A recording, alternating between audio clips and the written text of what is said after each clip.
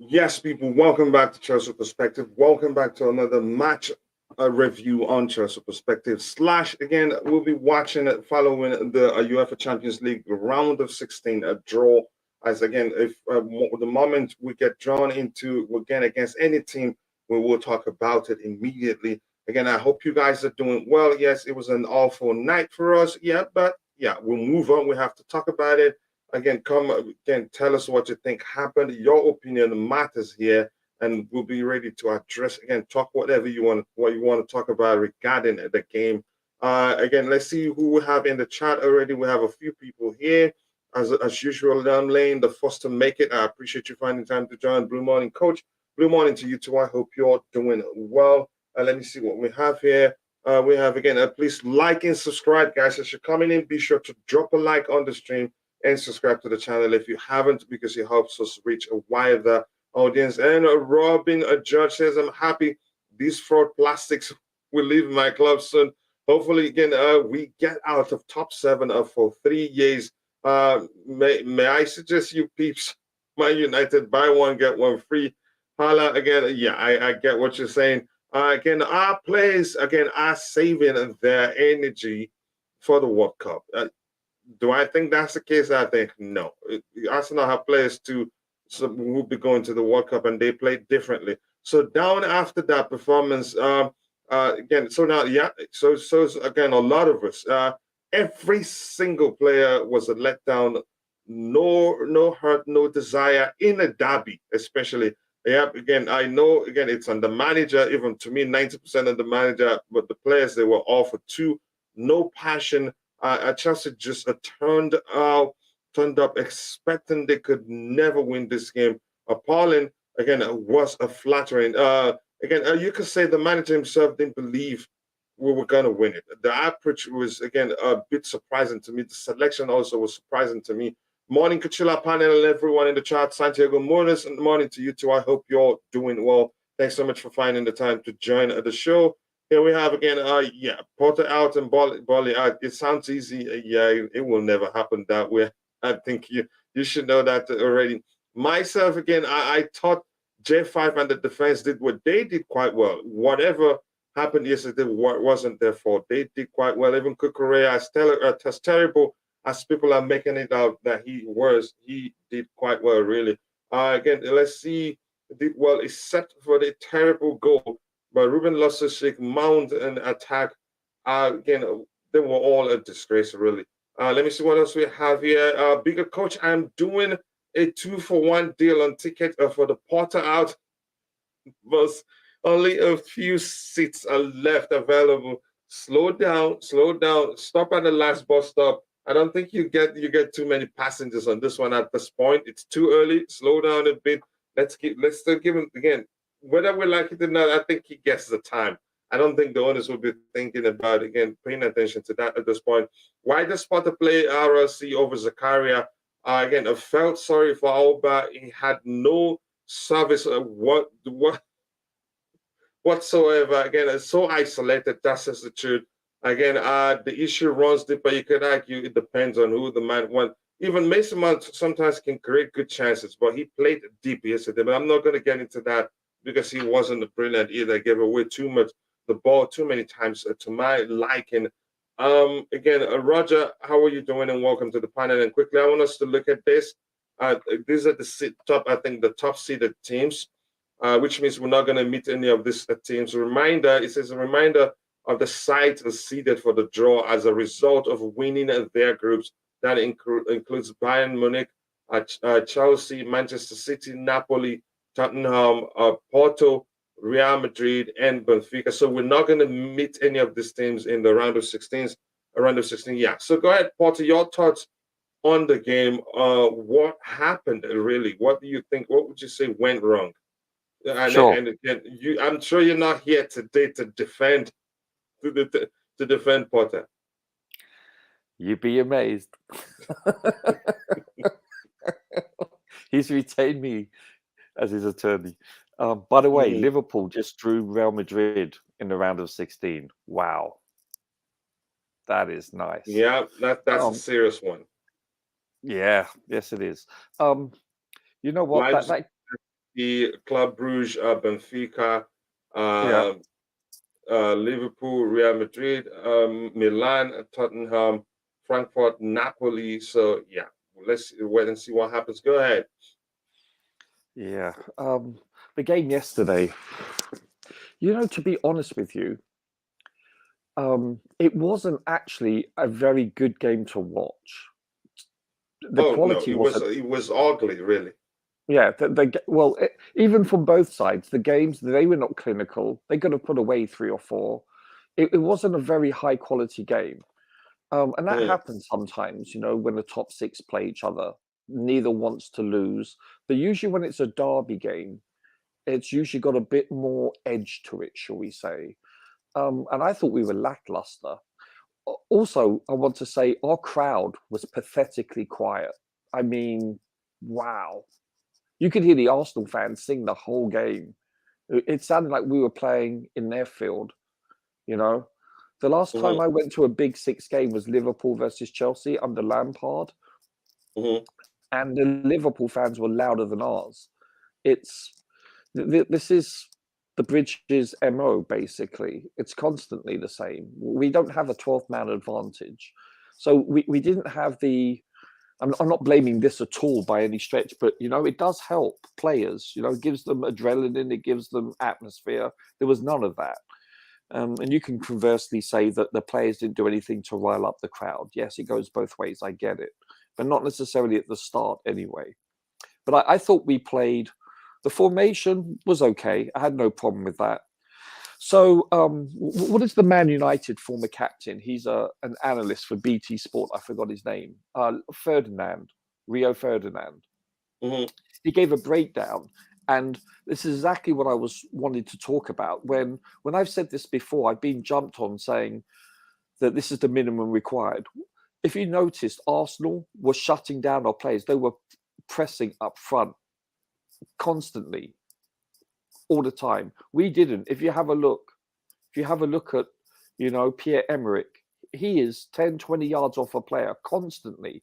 You seldom see him press anyone. The only one, same with Sterling. If you have a look, they dissected our midfield, like a hot knife through butter. I've seen the game now twice. It's appalling. And that's, you have to say, is why didn't we dissect through theirs? Is because they played us man to man and they negated everyone. That's why we played the long ball constantly. Had you noticed that from the very beginning? Silva was constantly reduced to playing the long man, and that's what Rio Ferdinand broke down after the game. Is exactly what I've been saying the last couple of weeks. Not to say I told you so, but it's, if I can see it, surely other people can see it. It's obvious. It's And the manager should know. well, but that he doesn't have the legs, Pierre-Emerick. The only one that was more than often than not was Kai, and he had a poor game, but at least he was doing the minimum required. So whenever I say this, I don't want people saying, well, that's the minimum required, because guess what? It's not. Apparently, it's not. Other players aren't doing it. But Arsenal did it invariably, constantly. That's why it's like you were saying. Now, I think, please hear me out first. I think J5 had a very good game. Oh no, I'm not going to argue against that. He was actually the standout player for me. Really. Well, he actually covered more grass than anyone else. He covered 10.7 kilometers, more than any other Chelsea player. But I'm not just like surprised. I argued with you, just like I argued you before about who did we play? Brighton. I can't remember which team it was where we didn't play Jorginho, and you said, had we played Jorginho? Well, guess what? We had less than 50% of possession, and with the ball, he was negated because of the fact they pressed. This is what I'm saying. Now, I was surprised that he was the man that covered more blades of grass than anyone else. I was shocked about that, but I thought he played well. But no, he's actually the best player on the day, if you ask me, really. Yeah, possibly so. Yeah, possibly so. But all I'm trying to say is, it doesn't come from the midfield. When you're saying it's our midfield, it comes from the front. It starts there, but it gets worse if the midfield cannot do something.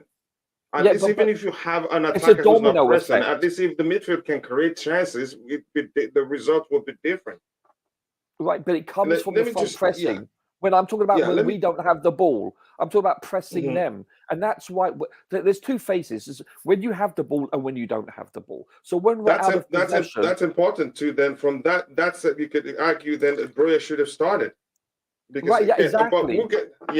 we'll get into that a bit. Let me catch up with what we have in the chat. I'll get IBZ touch. Then we'll talk about our Champions League draw because we know we're drawn against. It will be a Borussia Dortmund. Correct me if I'm wrong. I think that's what my update screen is saying here. Said the person is lying to me. So again, why does a Porter play Ruben Loftus-Cheek over Zakaria? Again, felt sorry for Alba. He had no service. Again, whatsoever isolated? That's the truth. Again, we lost the midfield battle. Arsenal with just 1-2 balls again played strictly through our midfield. Even on the flanks, they outplayed us. They were able to get down the flanks just like this on occasions, even passing the ball through the legs of our players. That's how good they were yesterday. Dortmund, not bad. I think they're better than all the teams we played in the group stage. I must let you know that the bridge now is just again a conservatory,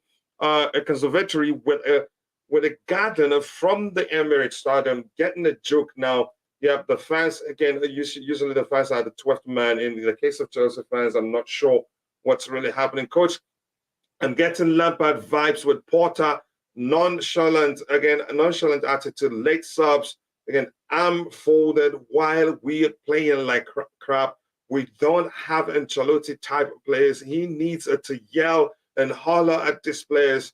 Unfortunately, it doesn't look like that's a Porter thing, and it doesn't change. But I'll still bring in the argument that, again, the best managers in the world are known, again, to be, you could say, should I say reactionary, or to say again to be very active on the sidelines, talking all the time. Look at Carlo. Look at Carlo. Carlo is aging, but he still does that. Look at Carlo Ancelotti. Look at Conte. Look at Pep Guardiola, Zinedine Zidane. All these big names. Jose Mourinho, even at his age, still does that. You can, what's his name again? Thomas Tuchel. He does that quite often. Sometimes you need to speak. The discussion shouldn't be just between you and your assistant. You need to communicate directly with the players to correct something immediately, even if you're not looking to make changes at that point. Again, yeah, I understand what you're saying. And plus, one more thing I want to say is this: even being that active on the sideline again, or can help again sway decisions to your side. See how Arteta, even when they're winning, but he was the most vocal. He was animated, talking to the assistant referees, talking to the referee too. That can help sway decision your side. You can't just be talking to your assistant alone. It doesn't work all the time. I don't know. Maybe that's the only thing he needs to start doing as a manager, and also react to situations quicker than he's done, than I've seen him do. Arteta was back and forth the touchline. Yep, exactly. Touchline, so to speak, now sideline. Again, even though they were bossing, they were winning, he still thought, yeah, because if he relents, that's a chance. Again, his players feel like they've won the game, and start relenting. Our crowd was quiet because we played like crap. But again, good fans don't do that. Your team needs you the most when they're not playing well. You ginger them. You sing as loud as possible. Then that can wake them up. It's like you're playing with them. You're the 12th player, and if you're not participating, they're playing one man down. It just doesn't make sense. That again, I wouldn't say again because the players were playing like crap. The fans shouldn't again be as loud as possible. But that's by the way. Again, I'm gonna get again. I don't know. I think we should talk about the draw before I come back getting IBZ thoughts on the game. And here is it right here again. We're drawn against Borussia Dortmund. If you want to see other draws, it is Leipzig versus Man City. And we know what's going to happen there. Club Brugge versus Benfica. This is more a bit, you can say, balanced. This one, again, you can say the game of the round of 16 for me is a Liverpool No, Real Madrid. But we're not here to talk about that one. Milan Tottenham, interesting one. Frankfurt Napoli. Napoli is on fire right now. I don't. In the group stage, I don't think they lost even a single game really. Dortmund, Chelsea, again, you could say a bit balanced, but Dortmund, you could say they're well drilled and they're better than all the teams who played again in the group stage.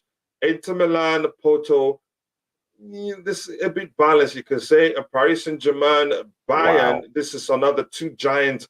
One to look out for. I think I'm going to do an in-depth analysis on the draw and on soccer perspective. But that's, by the way. Let's talk about our draw again. The team we're playing against, and I want to start with my bro IBZ. It's been a minute. It's been a minute. I hope you're well, brother.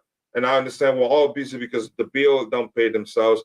IBZ, your thoughts, brother. You're on the draw. What do you think, really? Yeah, yeah. Good morning. Good morning to you. Hope everyone's all good, man. Yeah, the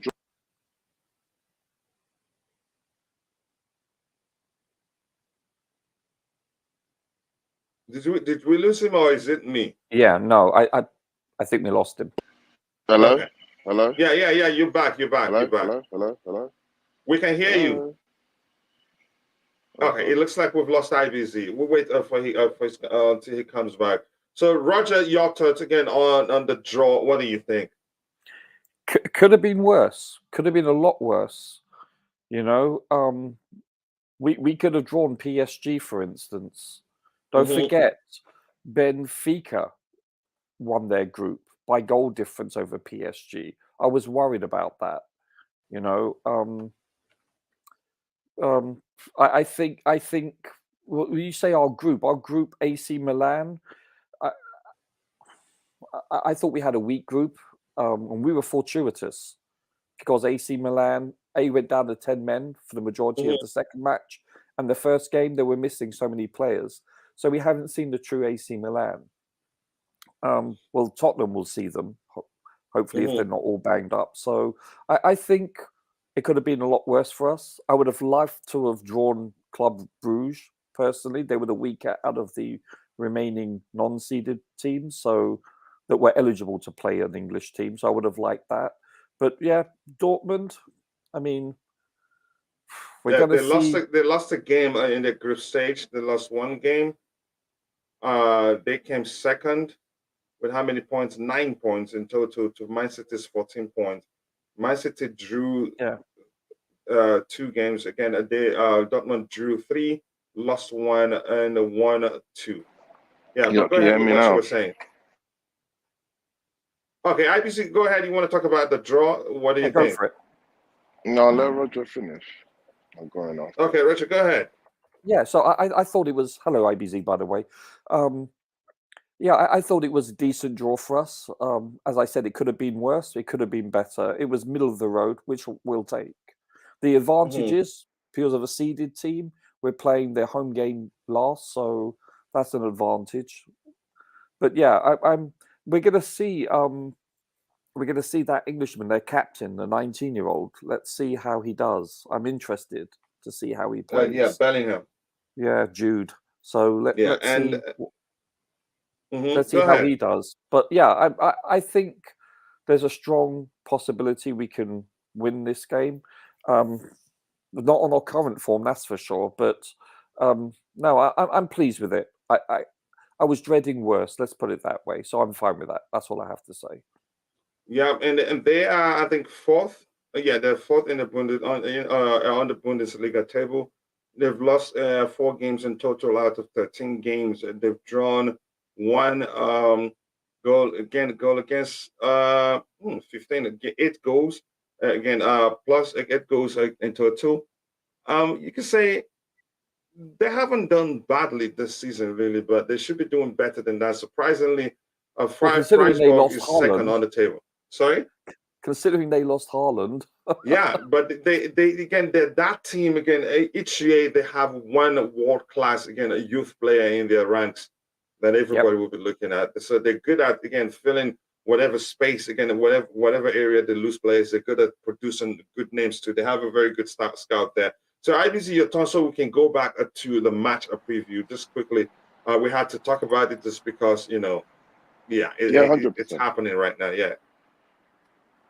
Yeah, I'm happy. I'm kind of happy we didn't get the massive team, albeit we're going to pay them eventually. Mhm.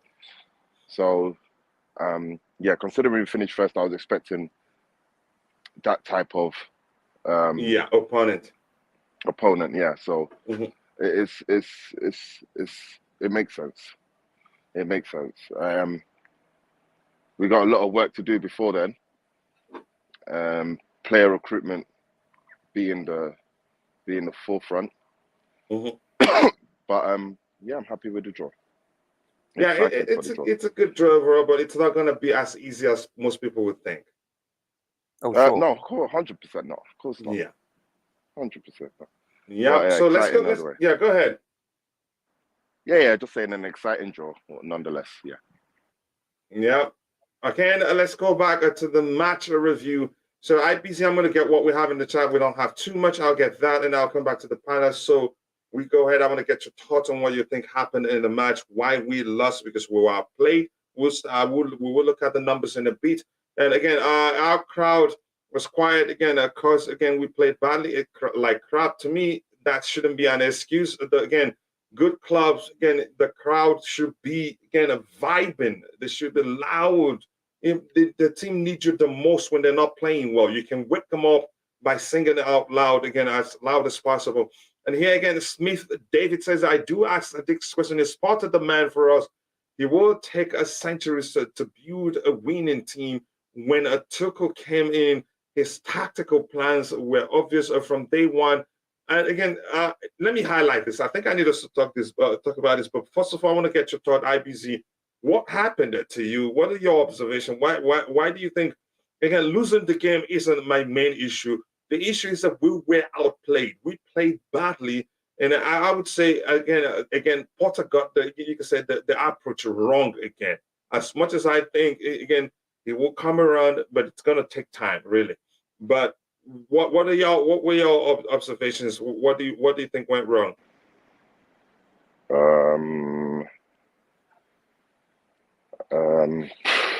A lot of things went wrong. Probably selection, application, delivery. One team was better than the other. One team were more on it than the other. And they played, the cohesion in passing was, I know if I'll say this, it was a beauty to watch. Arsenal played us off the park. You can't. Let me tell you the truth again. I'm a Chelsea fan through and through. It was painful, but at the same time, we have to be truthful. Arsenal was enjoyable to watch, really. It was in my case, not a reality, because I understand that this season is going to be a rude awakening. But when you start see that, it's one thing preempting and actually seeing it. The levels was clear. They were ready. They are ready for the journey they are ready to do. Whether it's win the league, whether it's top 2, top 3, they are ready for their destiny.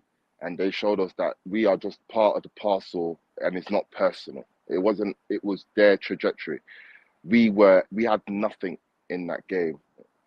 Nothing in that game. We resulted into long balls in which we could hopefully find a dead touch from a defender which we could capitalize. We had chances to square the ball decision making. I think Aubameyang found himself in a position on 2 occasions where he could be squared for probably potentially an open goal. He weren't found. His touches in the game were minimal because the service was minimal. The team was better than Chelsea yesterday. It was the highlight of that was the Gabriel Jesus chance when they were they were defending and they tick-attacked out of defense and changed it into an attack. And that was the epitome of the gameplay that Arteta has instilled in this team. They're so well drilled. It takes them just a few seconds to get to our end like this. And that is just goes to show how easy it was for a team that is so well drilled to go from defense to attack. Now, if that had gone in, that would probably be the best goal of the season, bar none, because of the way that defense to attack. They pass the ball and they already know who's going to be at the receiving end of the pass without a player looking at the pass. Does that make sense? So Partey can just release it and Xhaka's going to pick up the ball in no time. And that was a consistent theme. Cucurella had nothing on Bukayo. Martinelli, I believe that the only shining light of that team was probably Azpilicueta in his hunger to try and chase a young Gabriel. Martinelli, obviously, he was running rags. And the proof was in the pudding. It wasn't a good game for us, but it's a reality of where we are and what needs to be done. Do you know what else you're not talking about? And I'm not making excuses because injuries is part of the game. But take away 4 of their best players and then put 4 of our best players on. Put Kante on the field. Put Reece James on the field. Put Fofana. Put even Koulibaly. Koulibaly wasn't 100%. Fit to play the whole game, so it's confirmed. So here's the thing. No. Let me let him drop. Seriously, that's so. Then we'll be talking about that. They could have beaten us 5-0 with that same scenario I'm telling you about. Highly unlikely, though. Players matter. When these players cross that white line, the coach doesn't execute. He doesn't take a penalty kick. He doesn't defend. You're telling me Reece James or Kante wouldn't have made a difference, or Koulibaly, or Chilwell, etc. Let's start by doing this. Go ahead. But this is important, though. Name me their their top 4 players. You take away their top 4 players, and then we can talk about that. So that's why there's a disparity. That's fine. I hear experts talk about this when Liverpool 2-3 years ago were missing, their best players because they were decimated, and every other analyst couldn't stop talking about it. Well, the same applies to us also. So you have to look at that aspect. That is a valid point. No, that is a valid point, but how long would it suffice if you had a chance in the whole summer to execute, or albeit with sanctions in place? I think we're actually going too far back. Let me ask you this in IBZ. Let me just land on this one, just to answer his point, and this is the concern that I have. Not concerned, but the reality that was rang in our head, didn't it? We didn't prepare enough, Roger, for this. So yes, we're gonna have an injury, Koulibaly, or an injury to Kante, or an injury to Reece James, or an injury to Chilwell. But it's up to us to make sure that we are prepared enough so that these injuries will not cost us problems. So this excuse will not suffice. And I'm sorry, Arsenal didn't. We didn't. What does prepared mean? So again, we are in the same situation as Reece James as last season, with Reece James and Ben Chilwell both out of the league, or both out injured. I mean, if you were smart enough, would you again? And it's coming at an earlier stage than it did last season. Now, I mean, would you not have, if you saw how detrimental it was to your picking up points last season, wouldn't you make sure this was a rigorous address that you make this season? But it wasn't. Yes, we tried to, though. We tried, but we didn't try enough. I'm considering now. Let me say this. I think we're just making excuses. No. It's not excuses, coach. It's not excuses. It's factual. What I'm saying, it is what it is, and I'm not going to use that as an excuse because maybe Todd Bowley should have. My concerns is whatever, but it is what it is now. My be all and end all is that we are not prepared this season, be it with replacing players with injuries, be it not good enough, be it not getting the squad. We are not prepared, period, for this season. Arsenal are prepared. That's why their destiny is to get to where they're trying to go, is where we should be trying to go. Well, a bit fortuitous also that they haven't experienced too much injuries too, and that's part of winning. It's luck. Here's the thing. Can we come back? Let's come back. We're going far too behind. And I am coming back. Let me just come back. Roger, they're stuck with the manager. Yes. They back the manager. Yes. They let the manager apply his thinking, and now they're bearing the fruit. Now, if we want to emulate even 10% of what Arsenal have just gone, we're going to have to do the same. So we have to accept, lick our wounds. This is where we are.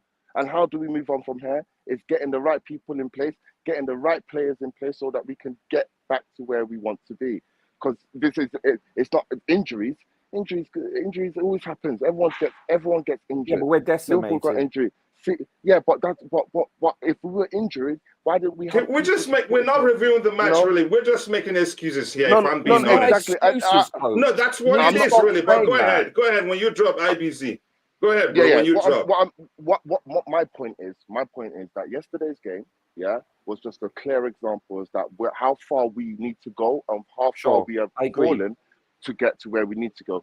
Injuries or not, Kante, I haven't seen Kante since Tottenham. So, you know, if that was projected that this guy's an injury-prone player, I don't know why people were in place to make sure that we have someone to back him up. But it's okay. It's fine. It didn't happen. We move. So I will look at maybe Potter looks to assess the squad. And after the World Cup, if you really want to save your season, you'd break numbers this January and you'd be as aggressive as anyone can be. I don't know how you're going to do it because I don't know how January transfers could be this easy. They're not as easy as summer windows.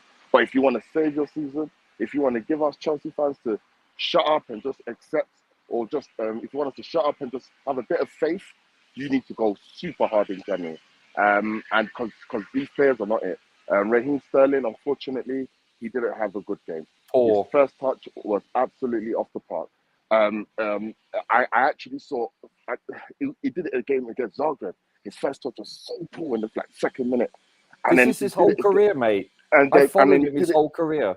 He did it again yesterday. We'll get to talking about Raheem Sterling. Let's take it gradually. Yeah, let me just highlight a point. He did it again yesterday, and Havertz had a touch where it was absolutely perfect, but his distribution wasn't, so it was just a bit of it is what it is. We're just not good enough. So what we need to do is assess. I believe that maybe changing this whole, I don't know, man. I'm not a fan of this 5 at the back thing. I believe it puts us back. I've seen all the teams that are doing well, even Tottenham are getting found out with this 5 at the back. It's just not sufficing. And I believe that this 4 at the back, 1 attacking midfielder, 2 wide men, 2 DMs, 1 striker. Listen, that is the one that is going to move forward. Be it 4-3-3, be it 4-4-2, be it 4-2-3-1. 4 at the back is the one. This 5 at the back is too. I don't understand. We played with I'm a 4 not at the feeling back. it. Even still, I'm not feeling it. I'm not feeling it because it's part of our problem. Chance creation is minimal. Okay. Let me catch up with the chat. I'll come back with the question. I want us to be specific. We're here to review the game, but unfortunately, emotions are high, and we went far too back again. We haven't actually touched the game really, but I totally understand. Again, I want us to come back to this question later. Yeah, again, as someone told me what the new signings have been doing, Sterling is really bad and not even trying to play hard. Just go back and watch Sterling when he was playing for Man City. Again, we're going to talk about that in the beat when he gets talking about Sterling. At this point, again, I'm starting to feel no matter who we buy, they will turn into the team. Again, they will turn into the team we have now. Cannot shoot, cannot run, cannot dribble, cannot pass. I'm tired of this team. Always heartbreak. I understand how you feel, really. Again, Rick Kemp says, again, we don't have a ball-winning midfield, a midfield that can recover, again, the ball. That's very important, which was why we're all clamored. Even we've seen him play. Again, we've seen what he's capable of doing. The manager should have trusted him enough to start him. Why he didn't, I don't know. It's not like he's injured. He told us after that game he was fine. Again, but manager, like I said, we're learning even before now. When he joined us again, we talked about how it doesn't look like he tried to. He plays with traditional DMs. He'd rather play with again more fluid midfield, which I'm sensing he believes the traditional DMs are not capable of helping him again apply the game the way he wants. But we get to that in a bit. We played badly because our combination from midfield was bad, and again the selection there was also bad. Again, we struggle to play out from the back or keep possession when you have RLC in the midfield. RLC hides from the ball and cannot defend either. Then that begs the question, why did the manager start him there? Is he not paying attention, really? That's why we're going to start from, again, the whole review, from talking about the manager's selection. To me, again, it was poor. The structure was poor. Yes, we can bring in the injuries argument, but my argument isn't, again, had they done things differently, that we will not lose to Arsenal, but at least we will not be outplayed as much as we were outplayed. Like I said during the pregame show, that game was tailor-made for, again, what's his name? Mateo Kovacic.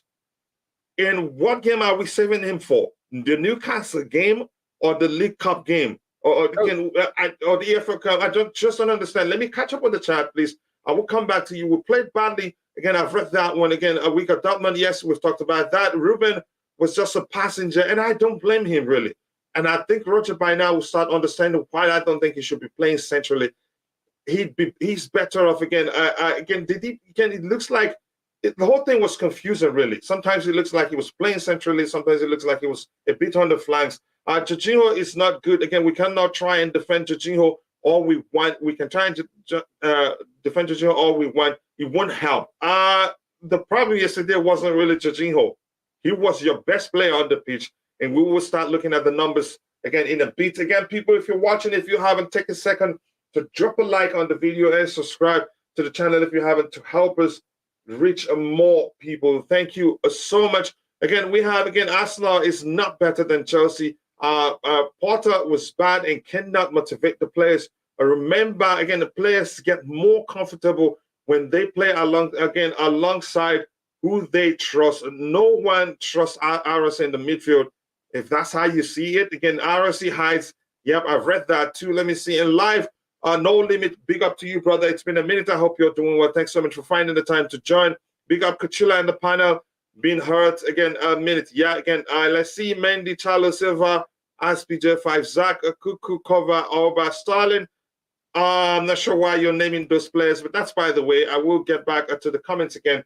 Coming back to the panel, IBZ, again, I'm sure you can. Do you accept that Potter made a mistake in the selection and the approach overall? Not minding, yeah, we have a lot, again, a list of injuries. That alone it's a big problem. But to me, really, you can say, to me, if you ask me, I'd say 90% of the problem is him, because everything starts with a good foundation or bad foundation. As much as I don't think, had they done things differently, that we're not going to lose to Arsenal, I still argue at least we'd play better than we did, really. Your thoughts, I want to get your thoughts. We don't know that we would have played better, but yeah, I heard that it's easy to blame the manager because of the selection, because certain players didn't play and certain players did and we lost. I understand why the blame would be set on him.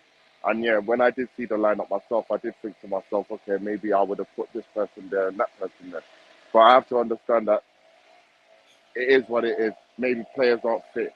Maybe players injury as well. But I still understand why Potter is to blame, or why people may see, he's not, he's not good enough, or he's this and that. I understand, but I won't put 90% of the blame. If I'm gonna share it, I'll share it equally.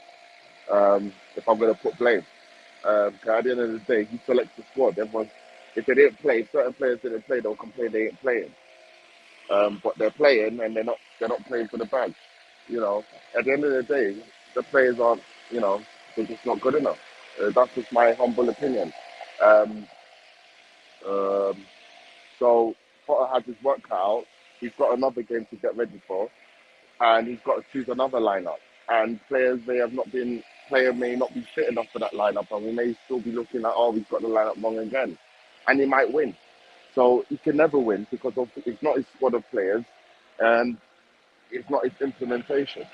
So it's very hard for us to judge him, and it's easy for us to judge him because of his lineup. Obviously, when you see Kovacic on the bench and Ruben Loftus-Cheek starting, you're thinking, hang on, what's going on? When you see Koulibaly on the bench and you see,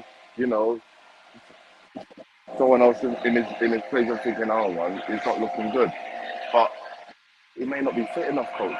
That's all I can take on it. And if he's not fit enough and he plays and he gets another injury which is even longer, what do we say then?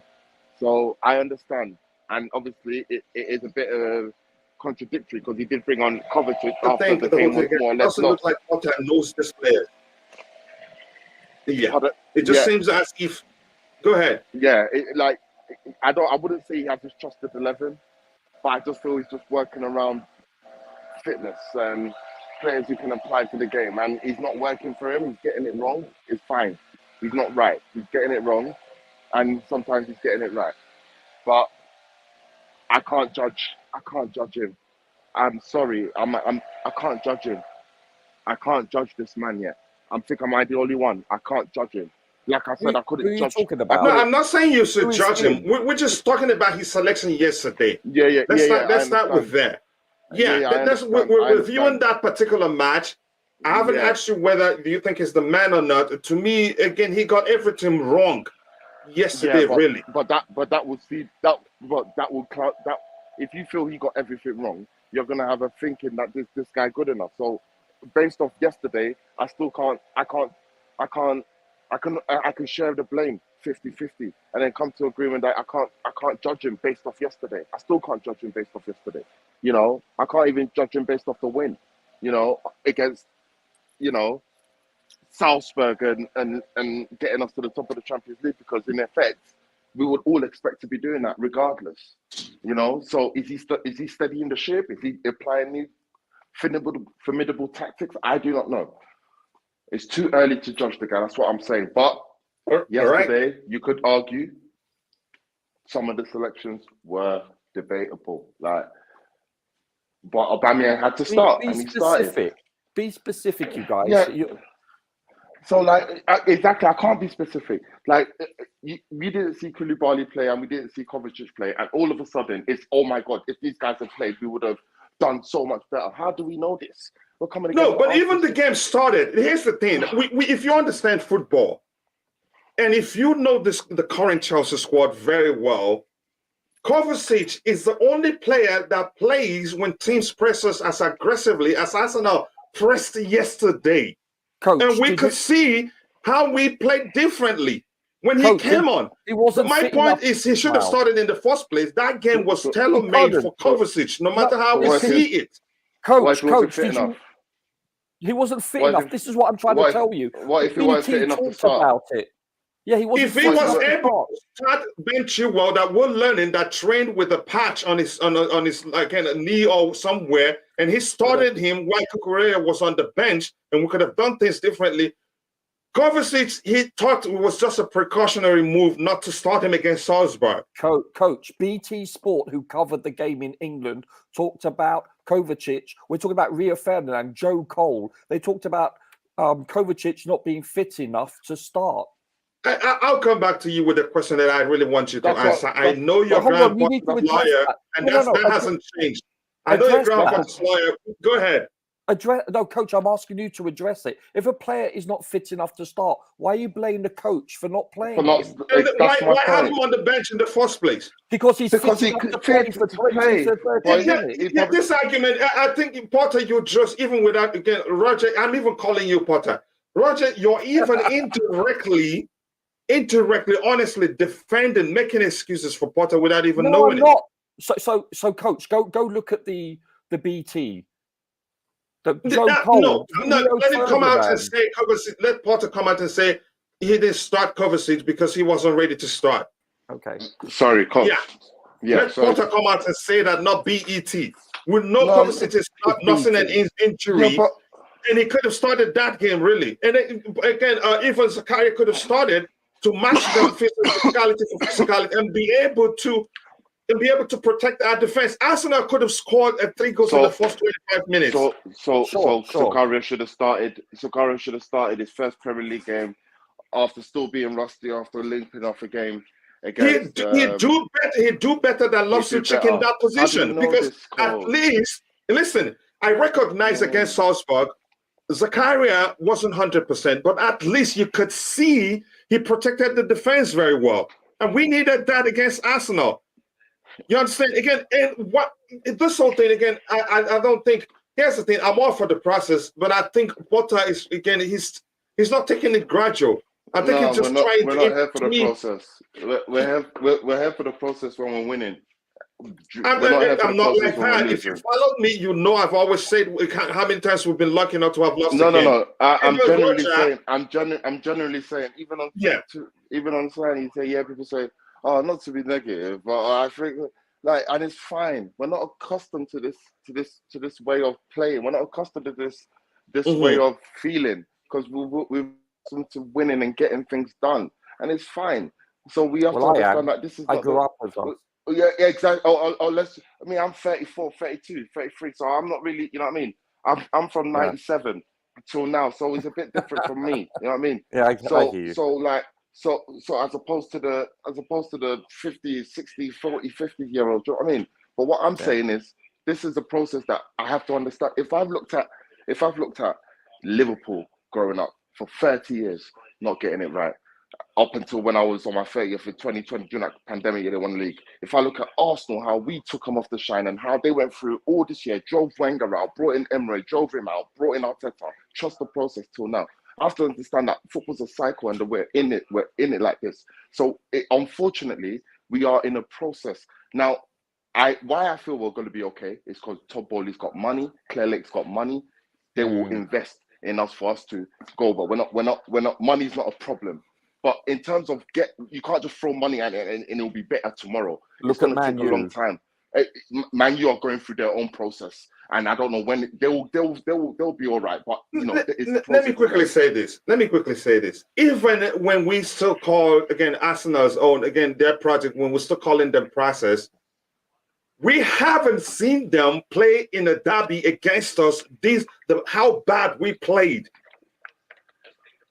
Yes, you could argue Christian Pulisic got injured in an FA Cup final or so. They were still playing better. The spirit was still there. The manager was still, tactically, you could see he was doing his best, but they didn't just have the players. The difference is that, again, we have players to do better than we did. That's my argument. Okay, I'm not saying the process isn't the issue.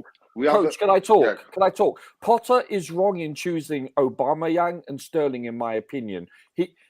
Honestly, Coach, you need to concede the fact that it's apparent, according to the insiders, that Kovacic wasn't fit enough to start. That's why he didn't choose him. Aside Kovacic, was that the only mistake the manager made? No, as I just said, Potter, I think is, sorry, that's my alarm, is complicit in choosing Pierre-Emerick and Sterling. Completely. There's a certain other players he couldn't choose because of circumstances, like Reece James, like Kepa, like blah, blah, blah. You know, I could go on. But Kova is not fit enough to start, so you need to accept that. The other thing is, yeah, I totally agree. I wouldn't have picked Pierre-Emerick. I wouldn't have picked Sterling. They're out of form. Don't ask me why he's choosing them. Who would you pick? I would have picked probably Broja. Broja and who? And who? Probably. And what if? Yeah, probably. And what if the same result happened? We would sit and we'll say, "Oh, why did he play Aubameyang against his former club? Why did he?" I wouldn't say that. No, I wouldn't say that. I will not. I know some people will, but I will not say that. Let me land. I'm not saying Roger and Coach will say that. But I'm saying this is the discourse. It can never win. We will always find you're damned if you do. You're damned if you don't. You're damned if you don't. It is what it is. But we're finding. We're trying to patch it. Listen, we need to drill it. And you know what? It's not sunk in yet. Let everyone come back. And let's get a hiding. Then we'll see who's to blame. We'll still blame Potter. This ain't nothing. We ain't reached the hiding yet. Let's play Liverpool. Let's play City first, and then we'll see what time it is. This was nothing. And again, if you're gonna call Potter out, then we haven't discussed the conceding of the goal, which was a comedy of errors. It's like you're looking at Silva. First of all, he's the one that conceded. We'll get into we'll take it one by one. We'll talk about each player and how many billion times they gave away the ball. Again, let's talk about this. Again, this is for you. I want to leave this for you, Roger. Could there be an element of the players not giving it their all for the sake of the World Cup and not getting injured? It's not an excuse and shouldn't be, but they are humans after all. Do you think that's the case? Like when I first saw something similar, I talked about Arsenal having players who go into the World Cup too. But Roger, you addressed this one. I can't read their minds, but there's certain players that I don't see putting in. No, but there's certain players I don't see. No, but it makes sense though. Go ahead. Yeah, because I see players like, you think I'm bashing Sterling. I'm only going, I don't have an agenda.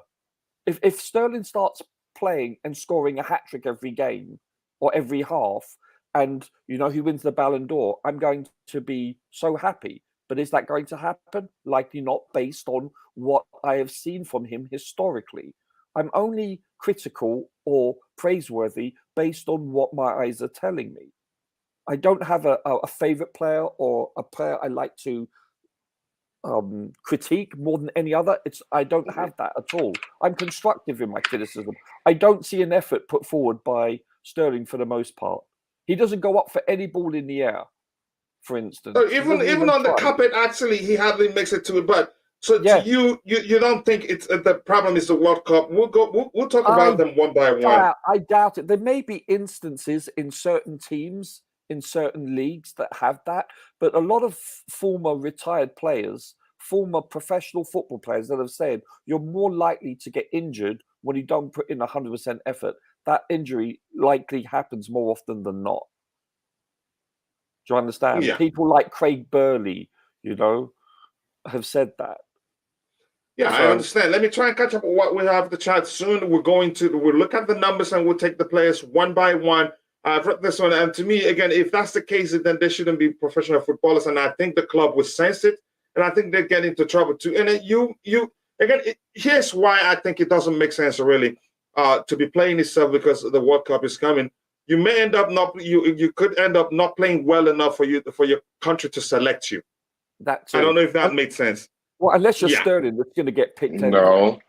No, unless you got reputation, that would supersede. International football is based on bias more than it is form. Oh, it is. Yes, it's inherent.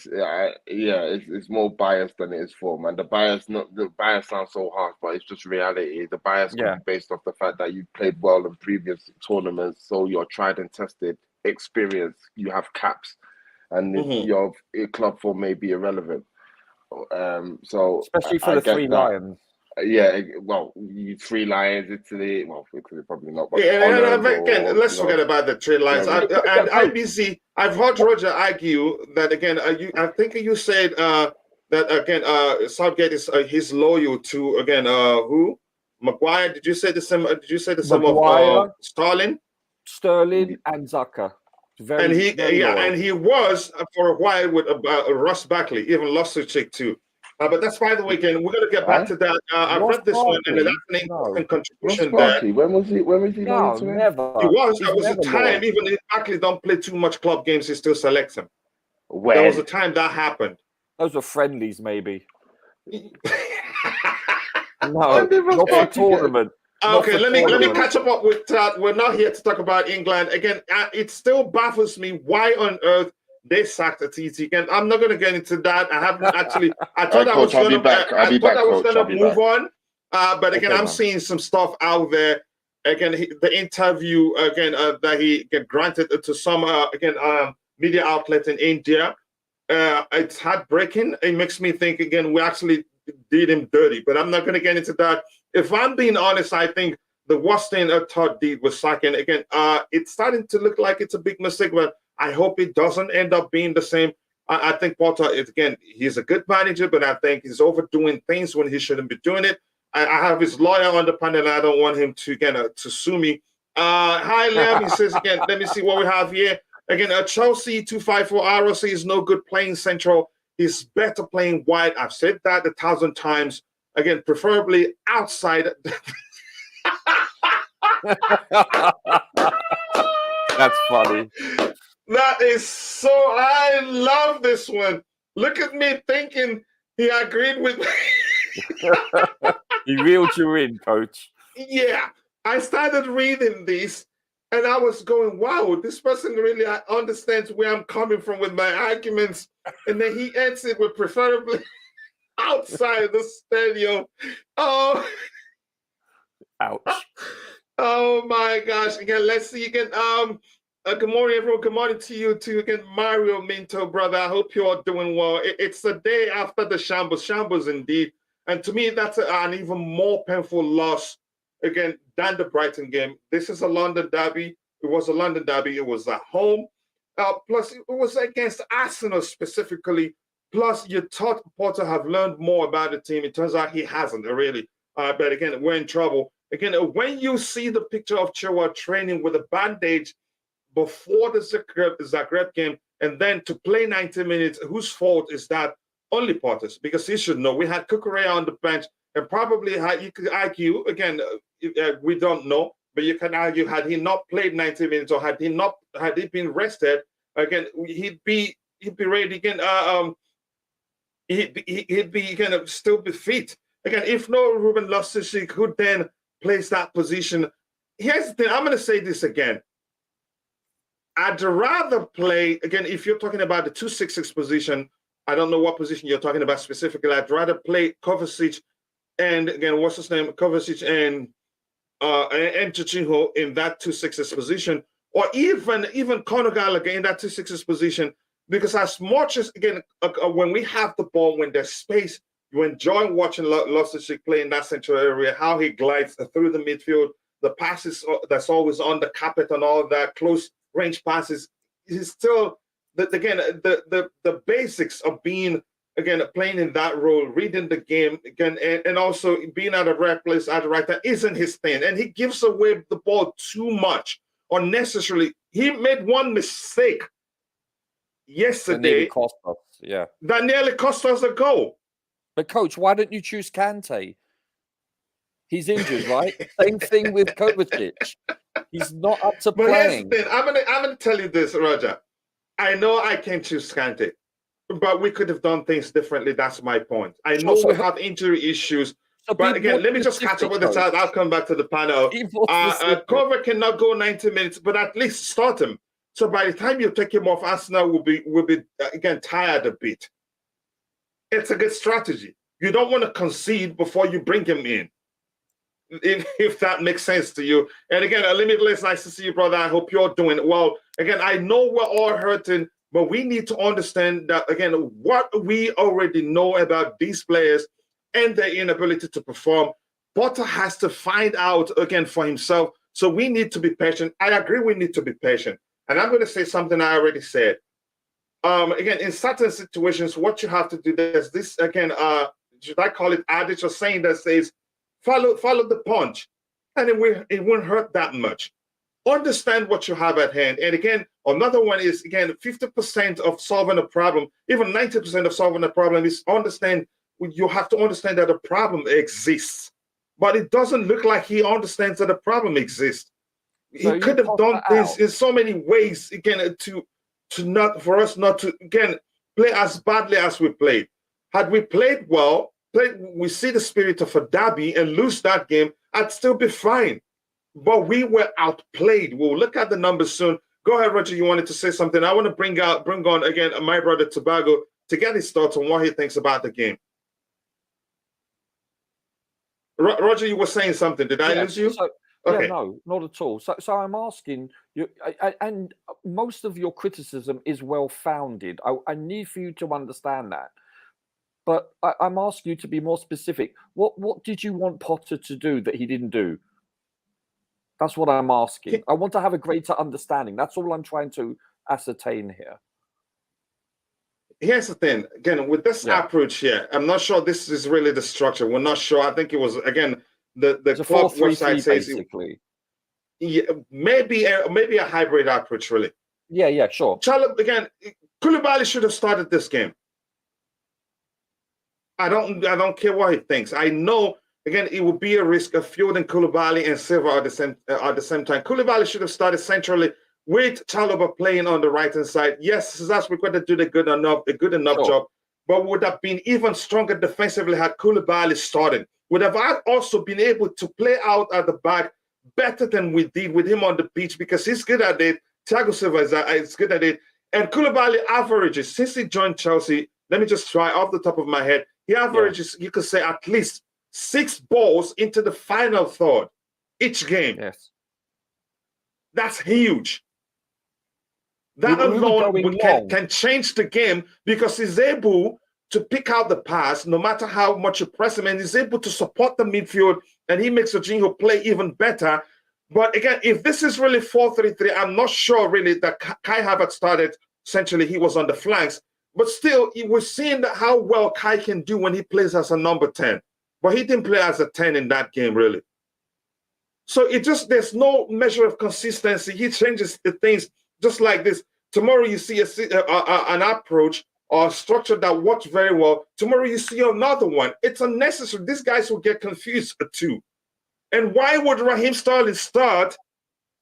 And even at that, and played 90 minutes. Yeah. We were actually complaining. We were thinking he's going to take him off after 80 minutes or so. But no, he played 90 minutes. And look how bad he was.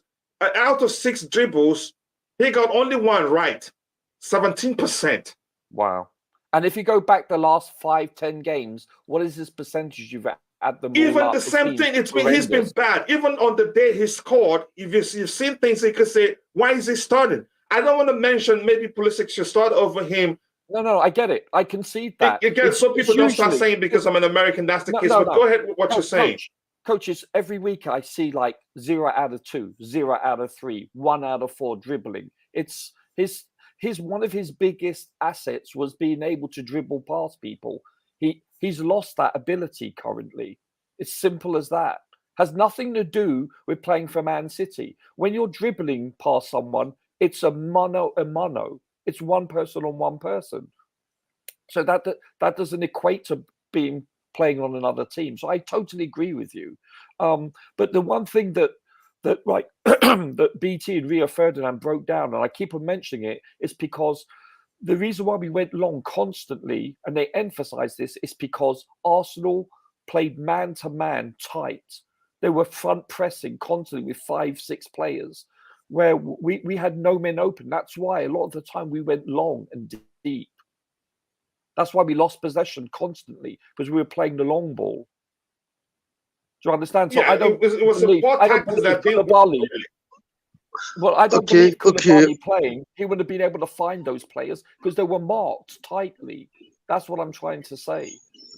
Go ahead again. I understand your point. Okay, Roger. Go ahead. What do you think of the game? And to you, whose fault was it? Let me just be clear now. Whose fault was it? And who would you blame mainly? You can say the players themselves. We didn't see the spirit. The Arsenal team, we saw a more spirited performance from the Arsenal players than the Chelsea players. The only thing you close to seeing again a spirit, a fight from Chelsea, was the real shoving and pushing. But that's not what we mean in this case. But go ahead. Okay, Coach. To be honest, I'm gonna be honest today. His laughter. Yeah, thank you for showing your ID. Go ahead. Yes. Okay, to be honest, yesterday, Roger, I said it yesterday before the game. I was talking with some friends of mine. I've told them like today we're playing 4-3-3. We're still gonna lose. You know what? Because our fan base wanted Grandpa to change his approach. Because remember, Grandpa used a 3-4-3 system all the time, most of the time at Brighton. Now we changed system twice. During the week game, we won 2-1. Yes, that performance wasn't that good. Yesterday, we played 4-3-3. I knew Arsenal will match us. We should have played 3-4-3 or 3-5-2 formation. But again, I'm glad Grandpa played 4-3-3 because after the Brighton game we lost, there were so excuses from a fan base saying Grandpa, he got it wrong. He played Sterling and Pulisic wrong positions. They were on the bad positions. They should not play there. Cool. Yesterday, we played 4-3-3. Most of our players were played on the preferred positions. What did they do? Nothing. I'll keep on saying this, guys. Without creativity, our attackers will look foolish because we can't even create something for them to eat. And I feel like yesterday, Kai Havertz was the better player that can create chances for us to score because he had some few chances. I won't say they were 100% real chances, but he had some glimpses. So they can pass Aubameyang twice, I think. And then we should have at least maybe scored.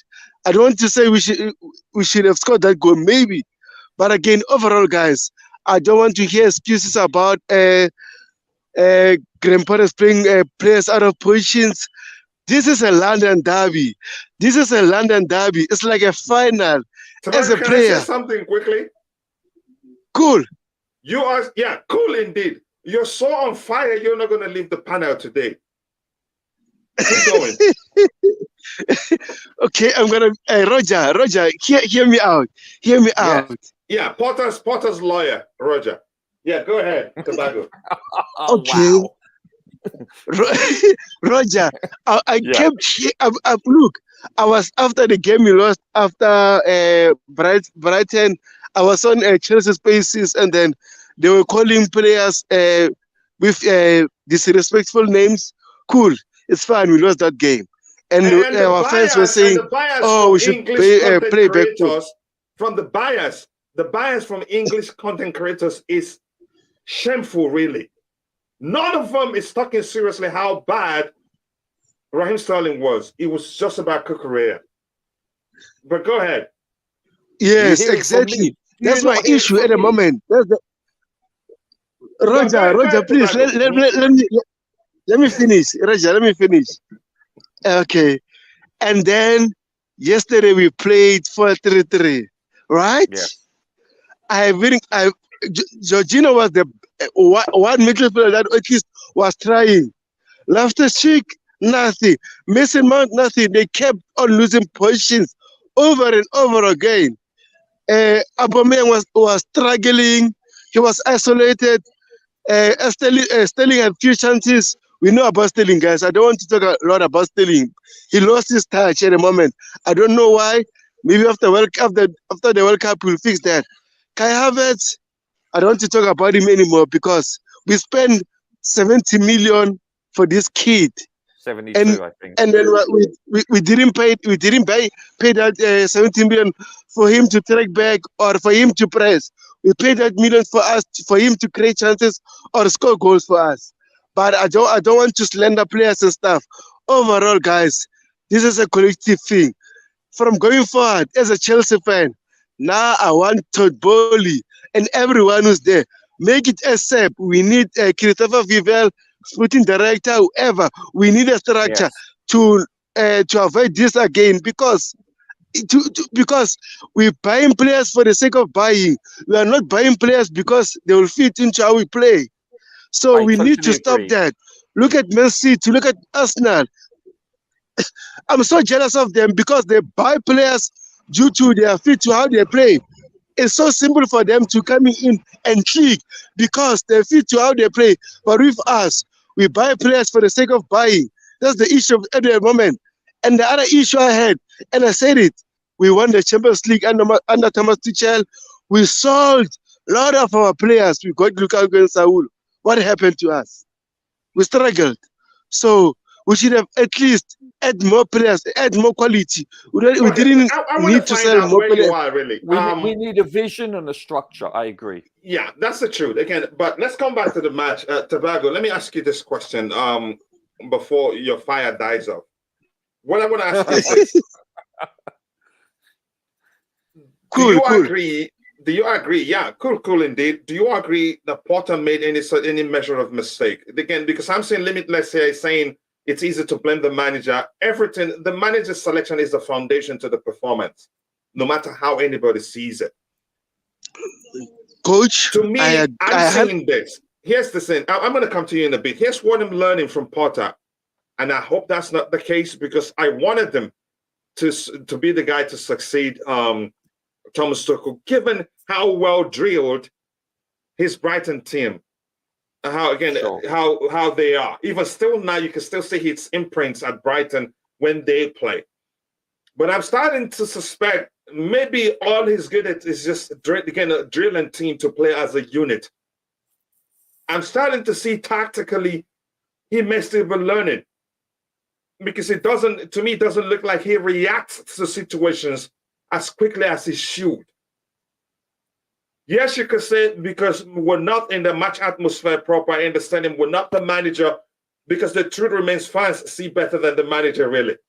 We have, again, you could say we see things from a TV. We see everything as it happens. We could see the opponents better from an upper view. We see the pitch. We see situations better than do. Sometimes it takes some time to, but still, it's just seen as if he's good at building teams to play as a unit, but tactically, maybe he still has something to learn, really. Or maybe he reacts to situations so so late in the game, or maybe he's so stubborn, even more stubborn than Thomas Tuchel, bent on doing things his way, even when doing things differently could lead to something happen again. Again, your more desirable result. But go ahead. What do you think of Graham Potter's selection and his tactical you can say approach to the game yesterday? Okay, due to yesterday's game, I felt like, as I said, guys, like, yes, we all know Kovacic and Zagara should have started, but again, they're not 100% fit. And then these players want to represent their players to the World Cup, and they need to be rested. That's why we're interchanging. Sometimes we're playing them this game, sometimes we're not. Kovacic, we all know Kovacic is an injury-prone player. So let's say yesterday he played that game and then he got injured. What next for us? You still blame Grandpa. What is the next game really? What's the next game? City. Man City. And it's a cup game. Yes. Would you prefer us not to make it again to the top 4, or make it to the top 4 and get out of again and be knocked out of the cup game? Of course, the latter. Yeah. Top 4. So he should prioritize the Premier League right now, and we're already out of the top 4, and it's really tight in terms of we're not already out, coach. It's too early. Out of top 4 as it is right now. Oh yeah, currently yes. Well, currently we're out of the top 4, and it's going to be difficult to get into there. You should see the point disparity between us and the clubs out there, really. No, and I've checked. Go ahead with what you're saying. I'm going to open the table so that, again, as I'm talking, I'm going to tell you, I'm going to be showing what I'm talking about. But go ahead. I get your point, but my question is, the next game is Manchester City, and it's a cup game. I'd rather us make it into top 4. I'd rather us at least get a point from the Arsenal game, or even beat them, really. And again, have more chance of staying in the top 4 than, again, doing well in the League Cup and they end up not being in the top 4. There's no guarantee. It's not a given. We have to work with it, and that starts by doing better than we did against Arsenal. But go ahead. Okay, since coach we are doing a blaming game, we blame Grandpa. Okay, let me say this. Yeah, you no, are. wait. Let me finish. Let me finish. I was so cool. Now I'm gonna show you my real colors. Go ahead. Okay, Roger. The time you concede that corner, who made that error? Thiago Silva. Cool. And on that corner, Kai Havertz, Thiago Silva, Edward Mendy was the last player. They was watching that ball until he entered in the penalty area. Whose fault was that? Grandpa? No.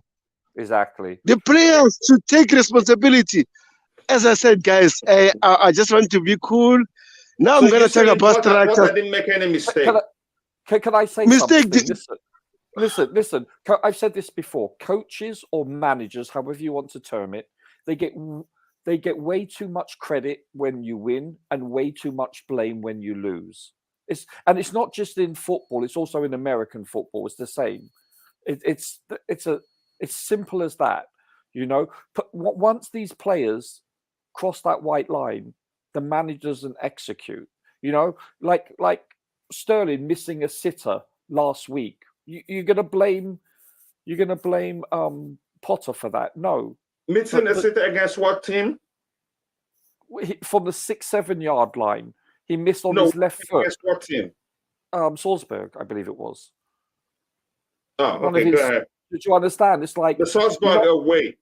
Yes. Okay, but do you understand? It's like, yeah, go ahead. Yes, you're going to say that, yes, the player picks the team. Sorry, the coach picks the team, but the players execute. It's simple, or don't, as the case may be. Like the goal we just conceded. You know, it's a comedy of errors. First of all, Kai was far too forward. We're going. Can you really talk about the selection? Did he do anything wrong in terms of selection? I'm not saying. Yes, I said yes. Coach. Yes, Coach, let me rephrase my argument again. Are you not listening to me? I've said he's made selection errors, but you must also concede the players aren't playing how they should be played. They're not. Haven't I executing. said that? I've said that already, Roger. I've said again. not Here's to the the thing. I've said not to I've the said we didn't extent- see the not- spirit from Chelsea players, but the Arsenal Not- players played like it's a derby. But we didn't play like. And the only time we saw a fight from the Chelsea players was the shoving we saw. I said that already. I think my point is being misunderstood here. Not to the extent you are, because not to the extent in which you, shall we say, critique the manager more. I critique the manager more because the whole thing starts from the selection, really, and his approach and his late reaction to what was going on the pitch. Okay, coach. So let me say something. We have a philosophical difference. As simple as that. Okay, Roger. Let me say something. The game against Aston Villa, and then against Manchester United, he made early chances. Right, the fans were complaining. Cool. Yesterday, he made late changes. The fans are still complaining. What should he do? What should he do? So you're the same guy that said in the group chat that he has no tactics. Did you have a meeting with Roger? No, I didn't say no tactics to Grandpa. I didn't say anything about that. I said yesterday about he has no tactics. No, I said go ahead. I said I'm glad. Yes. Okay, Roger. I said I'm glad that yesterday we lost that game so that I can see true colors of our fan base. Because last game we lost a great Brentford. We had some excuses saying we played 3-4-3, players out of position. Yesterday, most of the players were on their previous positions. What did they do? Nothing. I'm happy now because we have Rodrigo on the panel. But before I leave you, I want to ask you this, Tobago. So you're thinking Graham Potter, you're saying he got everything right yesterday? No, I didn't say that. What did he get wrong? I said he played. Well, be specific, brother. And this is enjoyable. But what did he get wrong? Okay, to be honest, I'm gonna be honest right now. I felt like your ID for like the third time now. But go ahead, I take it. Yesterday, I felt I saw glimpses of Thiago Silva losing his touch, like making some few errors. So yesterday, I felt like Thiago Silva shouldn't start that game, or we should have played at least back three, right? In order, if Thiago Silva is playing, we can protect him, because against Brentford, he made some few errors in the first game, and then they scored us. Yesterday, still the same thing. So I felt like he should have at least played Thiago Silva. Also, I wish that Zakaria should have started. But again, as we talked here, Zakaria is not 100%. You did anything wrong. You're just saying your wish. Did he do anything wrong tactically? Selection? Did you think he did anything wrong? Even during the game, did you think he did anything wrong? I want to get that from you, really. Nothing wrong. Grandpa made everything right. The players, they were on their preferred positions. So that's even Raheem Sterling playing 90 minutes was right. Who can play there? Really? Pulisic. Yeah. Even Gallagher can play there too. Yeah. Pulisic has been bullied all the time when he's playing for Chelsea. Listen, again, he's not the only one. You can bully Neymar for all you want, but 9 to 8 times out of 10, he mops the floor with you and still does something. I'd take the productivity of Pulisic over him hitting the deck so easily. I know he does that, but he still does. You can see more productivity than him. And believe me, Pulisic wouldn't try 6 dribbles and get only 1 right, like Raheem Sterling did yesterday. Even Gallagher, who isn't the best dribbler in the team, wouldn't still attempt 6 dribbles and get only 1 right. And Raheem Sterling did that yesterday, really. Coach, not only that, Sterling, if you look at him, the way he's trying to press, he's lackadaisical. So again, just quickly, I'm going to skip quite a lot because there's a lot of comments in the chat. I'm going to skip quite a lot, get to the bottom, so that again, come back to the panel. We have a lot of people joining. I think we're maxing out again. One more anyway, the max. I think we'll complete the 6 again panelists right now. But just give me a second. I will catch up. I won't be reading quite a lot because there's a lot of comments here, and again, a lot going on. But if I see anything to address, I will. And then big up to my brother here, the Other 10 podcast, bro. When you get time, share the link to your channel so people can go check it out. And you do the same, Tobago. And thank you for bringing that fire here. I wanted us, again, to lose yesterday, and I'm happy. I wanted to see fake fans crying. Really? Okay.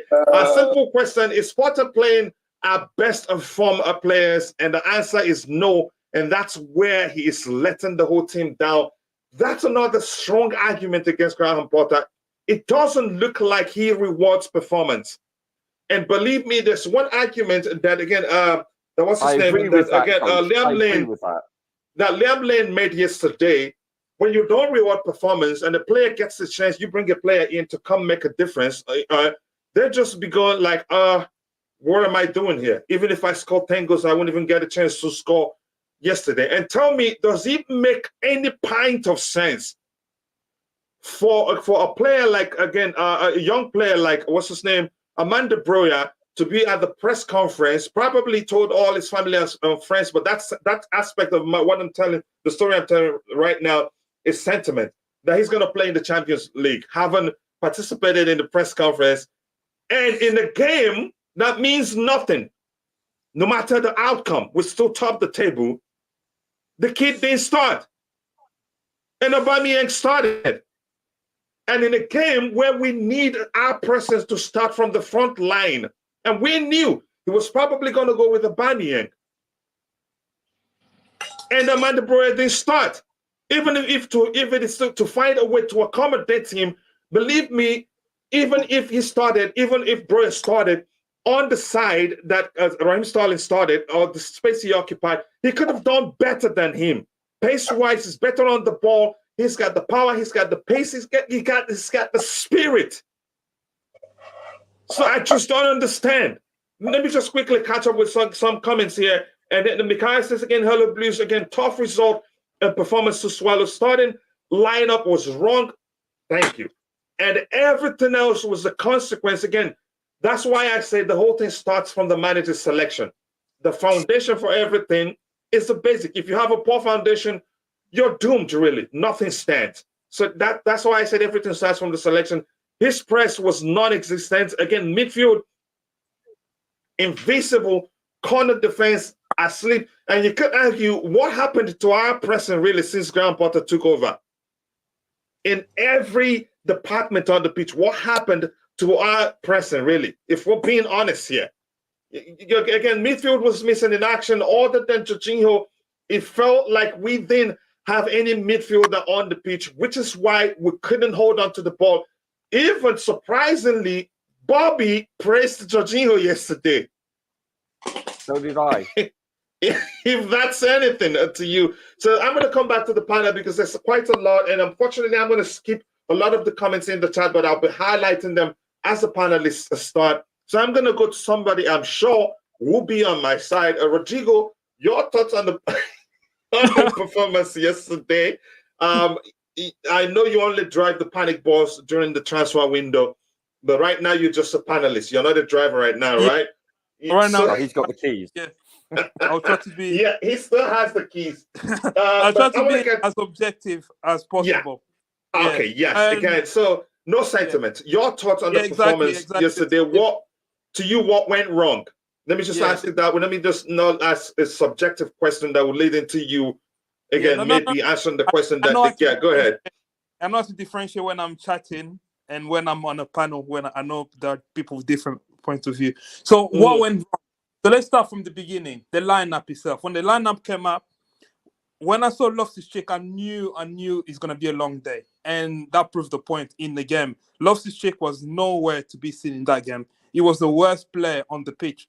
I think he was worse than Sterling, if I'm being honest.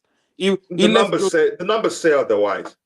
Yeah, the numbers say otherwise, but when the eye test in midfield was nowhere near. He was poor. Every single time I saw him the ball, he either lost it or passing in dangerous areas, dwelling on the ball for too long when he should just release it or at least make better decisions. He was really bad. And I felt sorry for Jorginho. Jorginho was literally holding the midfield alone. A lot of running too. He was doing a lot of running, a lot of tackling. Maybe now Jorginho can see how a Kante feels like when he plays. So yeah, so that's that from. So I was like, all right, okay, fair enough. I've seen you making changes, so I know you've. I'm talking to Graham Potter here. I see you've made you make changes. You've done this against United, against Brentford. Yeah, so you're gonna do something to change to correct this. To my surprise, Loftus-Cheek nearly played the full game. He got subbed in the 78th minute, something like that. I was like, what is he doing? And then Brian Kovacic. I mean, we're talking about rewarding performance. A guy that had his debut for Chelsea, had probably his best game, obviously. And his spirit is very high, and he wants to prove a point, and there's a London derby, and he knows everyone is watching that game. Why don't you bring him on early or bring him on the pitch? 60 minutes. We see Loftus-Cheek is struggling. Maybe bring Zakaria for 60. If you bring him on the 60th minute, he get half an hour. I know maybe he's not fit to start the game, but for half an hour, he could do something. So that's one thing there. And then when we're talking about our pressing, our playing out from the back, I have to be honest, that has regressed. One thing, obviously, from the previous management is we were good at building up for the back. We were good at structuring, keeping But possession. we still struggled when teams again a target because we were predictable. How can we build at the back with But go ahead. Mendy? No. But let him drop. Go ahead, Rodrigo. I'm looking at a structure, the way the team is structured. One thing that was lacking under the previous management is the final third. There was a fan complaint about no attacking patterns, no creation. So what I was hoping, as a fan, I was hoping, right, so we have one area of the pitch that's sort of good now. You have to do is add on to that. But what I feel like we've regressed. We won like 4 steps back. We went to the point where our press is non-existent. Is non-existent at all. Like the Arsenal, you see how easy it was for Arsenal to move from their centre backs to midfield with no Why one is was. that? That's because first the personnel, obviously, but they're not coached to press properly. Because pressing is not just about running around. I saw Mason Mount running around, but that's not how you press. Pressing is about strategy. It's about how you position yourself on the pitch. So he conceded. Oh my gosh, really. He conceded that we're gonna allow Arsenal to move from the phase 1, phase 2 into midfield. We're gonna concede that space.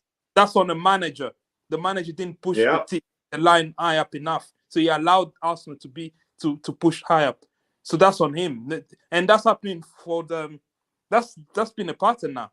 He's like long ball, mainly long ball. The long ball doesn't stick. It goes back again. Come on, it felt like even in the previous game. We keep saying it feels like when you're watching Chelsea, it's a ping pong game. We're not settled. We're not. Do you know what? Sometimes it's good. And if you're gonna play long balls, it's not gonna be with Aubameyang. That's not his thing. Or Sterling. Play long ball. Or Sterling. On the bench. You have Bro on the bench. You can use him.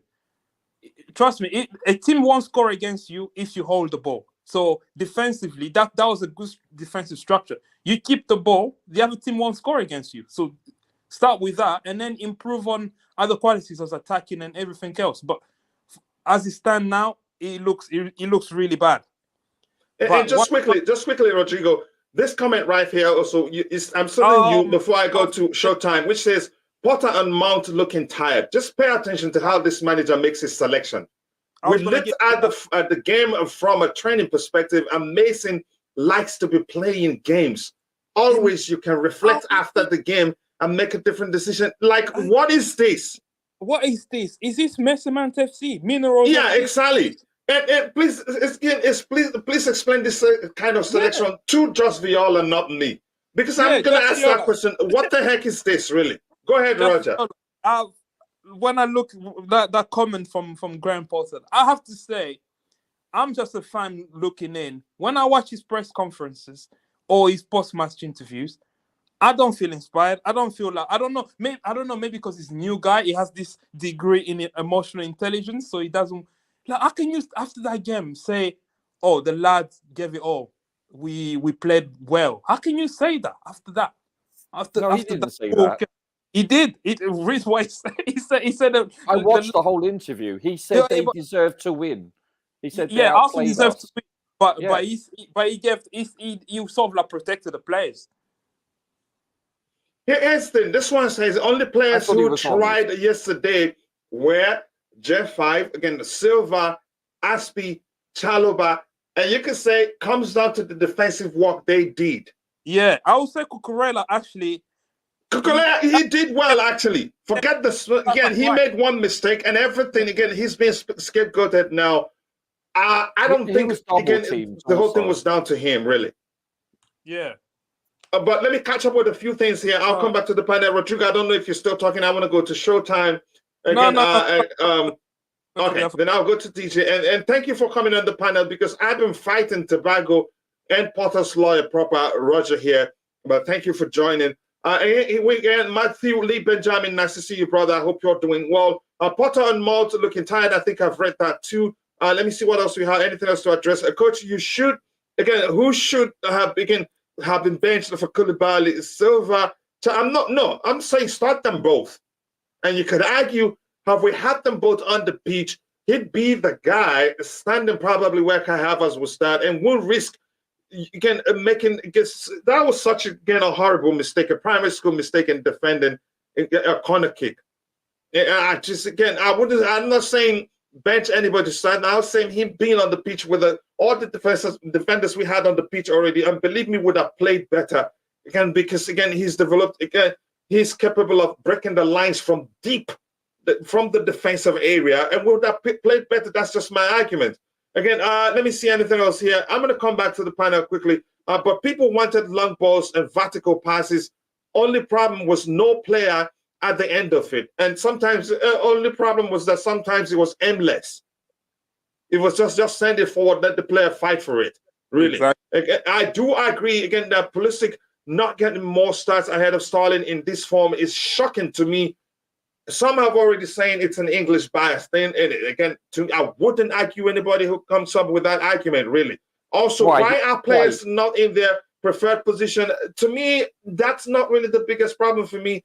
Again, this is more than football. Where you're starting, again, if you're a winger and you're starting in a wing-back position, all that matters is application is the same. It's just that you're starting deeper. And if you can understand, you can actually, again, play better because you have a lot of space to operate. That's just that. Again, it's as simple as that, but most people don't see it that way. But I'm going to come back to the panel. I want to get your thought before I go to DJ. I don't think, we still have a few, like up to 30 minutes or so before the show, we round up. But I really want us to look at the numbers. In live, I've read that one. Your thoughts, Showtime, what really happened? What's, again, your observations from the game? What do you think went wrong? Like I said before, even if we lost the game and we played well, it would be a different thing altogether. But we were outplayed. They were the deserved winners, no matter how you see it. I'm not going to sugarcoat it because I love Chelsea or because I'm a Chelsea fan. And again, it still baffles me for the manager to say, again, we gave it the all. Again, we did our best at this thing. But that's, by the way, Showtime, your thoughts. Good morning, all, and thank you for having me on, brother. It's a bit early for over here, so excuse me if my voice is cracky. Look, the game on Sunday really shows the type of team we're gonna be. If Harry Potter thinks we played a well game, below average game performance from us, if he's considering that our best, then that is what we expect from our manager. He's not a winner. He hasn't won anything. And our team is showing it now. We went against a small club from North London, and we let them berate us, bully us, toy with us. To be honest, that's seriously a Chelsea fan talking. Berate us, bully us, and expose us. We got exposed on Sunday, and it wasn't even funny. Our manager is not up to the pedigree of Arteta. We're speaking of Arteta here. He let Arteta use him like a little boy. Managed him to the ground. I'm not a Harry Potter fan, and I never was a Harry Potter fan. Inflation Mount came on. He played, and what of a performance did he give us? A great performance from Inflation Mount, I must say. He's playing, and that statement from him talking about, oh, Mount looked good in training, so we had to play him. Of course he's gonna look good in training. Of course he's gonna look good in training. Doesn't Zakaria look good in training? You say it all the time. He's been working hard. He's been doing good. It's just competition. You don't think Zakaria deserved a shout over Mason Mount or Ruben Loftus-Cheek this weekend? I definitely believe so. Our performance was poor. Aubameyang, he played nothing. You started Aubameyang over Broja, where Broja was giving us more and more effort. His ability to run and run endlessly without being tired, to carry the ball and attack defenders one-on-one is better than what Aubameyang is giving us. Sterling, he has come to Chelsea and his performance has dropped. We paid so much money for Sterling to come in and be a mediocre player. Not even mediocre, poor. We have players on the bench that deserve to play. Cucurella, what are you doing on a free kick holding a defender when the ball is coming right towards you instead of putting your feet up and clearing the ball? You're not a babysitter. You just let the ball roll freely in the box. And Mendy, you got to tell Cucurella to push this guy out of my way. He's standing right there, not even moving. The defender didn't even move. Cucurella was hugging him like he was a teddy bear. Our defenses, he let Saka, big up to Saka, my Nigerian brother, but you let him bully you all game long, dribbling past you, taking you one-on-one, toying with you like a joystick. So overall, if I ask you this question, if you are to apportion the blames, who takes the most blame, the players or the manager, and why? The manager takes the blame for what he has the performance that he put out there, the plays that he put out there. And we come in second half, he made no changes to the poor performance they were giving us.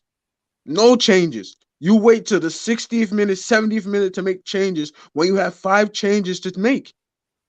We're blessed with 5 changes now in the Premier League, and this manager doesn't want to utilize what he has on the bench. You have players on the bench ready to go. Gallagher, he came in and put in a shift way better than what Mason Mount was giving us. Mason Mount was playing like my youth 12 team, running around like hellish chickens. Hellish chickens. I don't think this is the first time I've heard that, but go ahead. I'm telling you, this is the Chelsea we're given now. It starts with our ownership and it starts with the manager. We are going to be we're not even going to make top 4 by the look of this. We're sitting at 7th right now. Liverpool's behind us, and we have to fight our way up to the top. We just gave Arsenal a bigger lead in the Premier League. Okay, we made the round of 16 for the Champions League.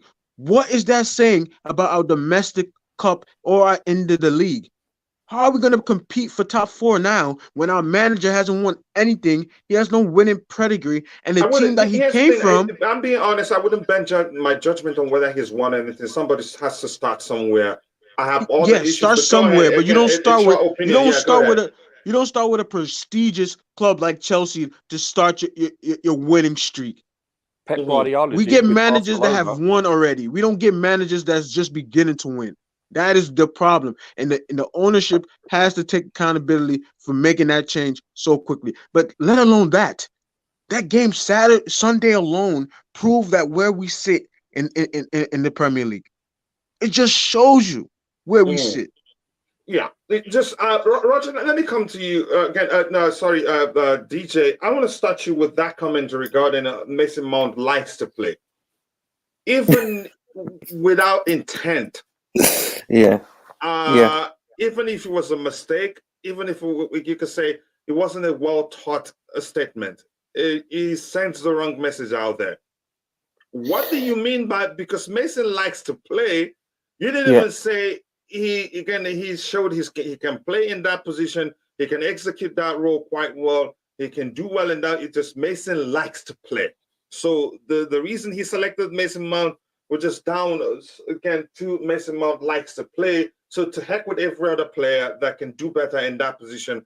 And again, while you are there, I want to get your thoughts on overall display from the team.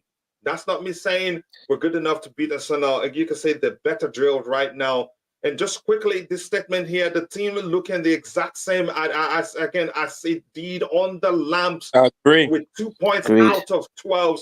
It's shocking form. And the World Cup is the only thing that will save his job. And even after that, where we're at the table, we will only be attracting some level of players because there's no guarantee we'll win the Champions League. There's no guarantee we'll make it that top four. None of these things are a given. But DJ, your thoughts, your observation, and that comment too, if you can talk about it again, I'd really appreciate that. Yeah, big up to everyone, by the way. Big up to you too. Everyone in the comments. Yeah, listen, I was at the match on Sunday, drenched in the rain, watching that crap being played on the pitch. Sorry to use that terminology. Played on the pitch. And sorry, you had to go watch it. I was gutted seeing it all. I said to my dad when we saw that lineup. No, unfortunately, no, bro. I didn't get that. But I was when I saw that lineup, I said to my dad, I said, look, this game is not going to be we're going to have a long day at the office. And lo and behold, it happened to be. I looked at that team and I said, okay, I know what Tobago's been saying to me in my comments regarding Kovacic, regarding Koulibaly, and regarding Zakaria. Even if they're not that fully fit, I mean, they're sitting on the bench. And in a game of this magnitude, those kind of players should have started this game. I'm sorry, you got players like Loftus-Cheek now. The only thing, and what Showtime said big time was actually spot on. The only or it was the other guy. I can't remember what I was saying about Loftus-Cheek's performance. The only performance I saw of Loftus-Cheek was the mistake he made that could have led to a goal. That thank God didn't happen. But other than that, our midfield was just completely bad. I mean, obviously, poor Aspie again. You knew when that game was going to start, they were going to target him on that far side because of the pace of Martinelli up against him. You just knew. Yeah. But having said all that, though, Aspie I thought was one of our better performers on the pitch, along with J5 and Silva in the team. Those three, I could say, were the only three players I could say could hold their heads up in this game yesterday. Everyone else was just completely rubbish. And I'm not here to usually come and knock my players, and I never will do that. But performance yesterday we have to say the truth. But then again, it comes on Potter's selection. I know Tobago is all for Graham Potter, and so am I. I want to give this guy time. I really do. But this guy's digging his own grave in terms of surviving at Chelsea. Because I tell you what, we've got Manchester City on Wednesday. We lose that game in the League Cup. We then lose to Newcastle on Saturday. It's going to be a possibility that Potter may not even be at Chelsea. That's what I personally think. If this is the case, because if we are bottom half of the table before the World Cup starts, I cannot see it being good for Graham Potter. I really can't. And he really needs to start, looking at what he's doing. When you're hearing a comment about him, what he's saying about Mason Mount, that kind of tells you, look, I love Mason Mount. He's one of my favourite players at Chelsea. But to say that you're kind of like doing what he's asking you to do is more or less saying Mason Mount is running the show more than Potter is doing. And that kind of reminds me of another manager that used to do things that way. I think it might have been Avram Grant, that used to just try to please the players just to get them on his side. And, if that is what he's doing, then I'm sorry, it's not. It's the wrong approach to be doing. While I'm still with you, just quickly, really, how did Raheem Sterling got to play 90 minutes in that game? And this is not the first time. And I'm going to say, I'm happy Roger is with me on that one. I know Roger, again, even he doesn't like the player, first of all. No, it's not. It's not about liking him. It's about what my eyes see. As a player, he doesn't like him as a player. We have to be honest. Now, not as an individual. He would tell you how good he is, his charity work and all those things. Exactly.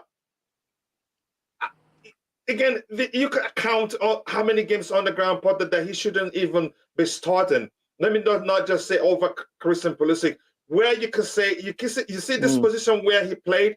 Believe me, we could have played Gallagher there. He'd press better. He'd fight better. Because this guy, I was thinking that he only has problem when the ball isn't on the carpet. But he seemed to struggle too, even when the ball is on the carpet in most cases. How did he last 90 minutes on the pitch? 6 dribble attempts, he only got 1 right. To be fair to him, I'm not going to lie here and take up for Raheem Sterling here, but to be fair to him, I don't know if you guys obviously watched the game yesterday on TV. Obviously, those who obviously didn't attend the match. But he was a few times, I don't know if you guys saw, he was looking up a few times to find the pass, and there was no one running on. There was no one running ahead of him to get the ball. So a few times he had to look. He had to sometimes, for example, he'll be in midfield, for example, where he shouldn't even be being. He should mainly be on the wide side. But he'll be in midfield looking up. There's no one around, so he's had to pass back or pass sideways. That's not his doing. That's not his fault. There should be runners making the run for those players. So you should have a Aubameyang running in the channel. You should have like a Havertz or even a Mason Mount or something like that running to get the ball. But none of them were doing that yesterday. And this is why. And this is what I'm saying. Overall performance, DJ, again. No, he's over. No, if you stay 90 minutes and you at least can do a 10 or 2 right, then you shouldn't be a player. No. Listen, let's not start praising him for that. No, I'm not praising him, bro. You're very correct. But if any player, if you look at all these players, even the worst player on today, and unfortunately, he's one of the 2 worst players because Aubameyang got 5.8, he got 5.8, even though he played 90 minutes. So you can say he's the worst player. If you stay on the pitch and you're not at least able to do 2-3 things right, then you shouldn't be a player in the first place. But go ahead with the point you were making, brother. No. Listen, as I said to you, consider none of those players yesterday, apart from the 3 players that I mentioned, can give themselves any kind of credit whatsoever. The 3 players that I said were the only ones that I thought stood out and tried to do something yesterday. Were 3 players who were not even attackable players, and now I'm talking about Silva. Oh, yeah, Chalobah. Add Chalobah to that list as well. I thought he had a reasonable game yesterday as well, to be honest with you. But other than that, everyone else was just not up to it. All the other players, and again, I can't. Again, I know I'm here. I know we gotta say when our players are not great. Yeah, there are some players on that pitch that should probably be rested out. Maybe other players should be starting ahead of them. I agree on that 100%. We should have still done better against. This is Arsenal Football Club, man. This is one of our rival clubs here that a lot of Chelsea fans, and I know that all the Chelsea community want to beat every time we play them. That's 3 seasons in a row now they've beaten us at Stamford Bridge. This is what's to make it even more embarrassing. And when I said that thing about Potter earlier on, that's 2 games in a row now he's lost. Correct me if I'm wrong. I don't know. Did Thomas Tuchel lose 2 games in a row? I don't remember him losing 2 games in a row. No, it not in the happened. league. And during Thomas Tuchel's reign, you couldn't say there was a time where we look back at 5 games. Wait, Thomas Tuchel lost twice against Brentford. Let me just say this: even if he lost twice, did we play as badly? In a row, we never lost 2 in a row, man. In a row. Tobago, we were not playing this. Not in the Premier League. He never won 2 in a row in the Premier League. Yes, exactly. Here's one thing I want to say. We lost in the Champions League and in the Premier League. Yes, there's a chance that happened, but here's what I want to say. The point I want to make is this: you can't look at Thomas Tuchel's reign and say there was a time. You look at 5 games in a row or 6 games in a row, and so we're lucky we haven't lost 3-4 games. I agree. This season, what happened? Do you get the point I'm saying, really? Even this season, you can't look at it and say we could have lost the 4-5 past games we played under Thomas Tuchel. No, you can't say that under him. Yeah, but we're not here to compare them both. Well, we are. Yeah, go ahead with your point, DJ. Yeah, I was just saying. Look, Tobago, listen, mate. I'm not trying to knock. Listen, I'm not trying to come on here and say Potter out.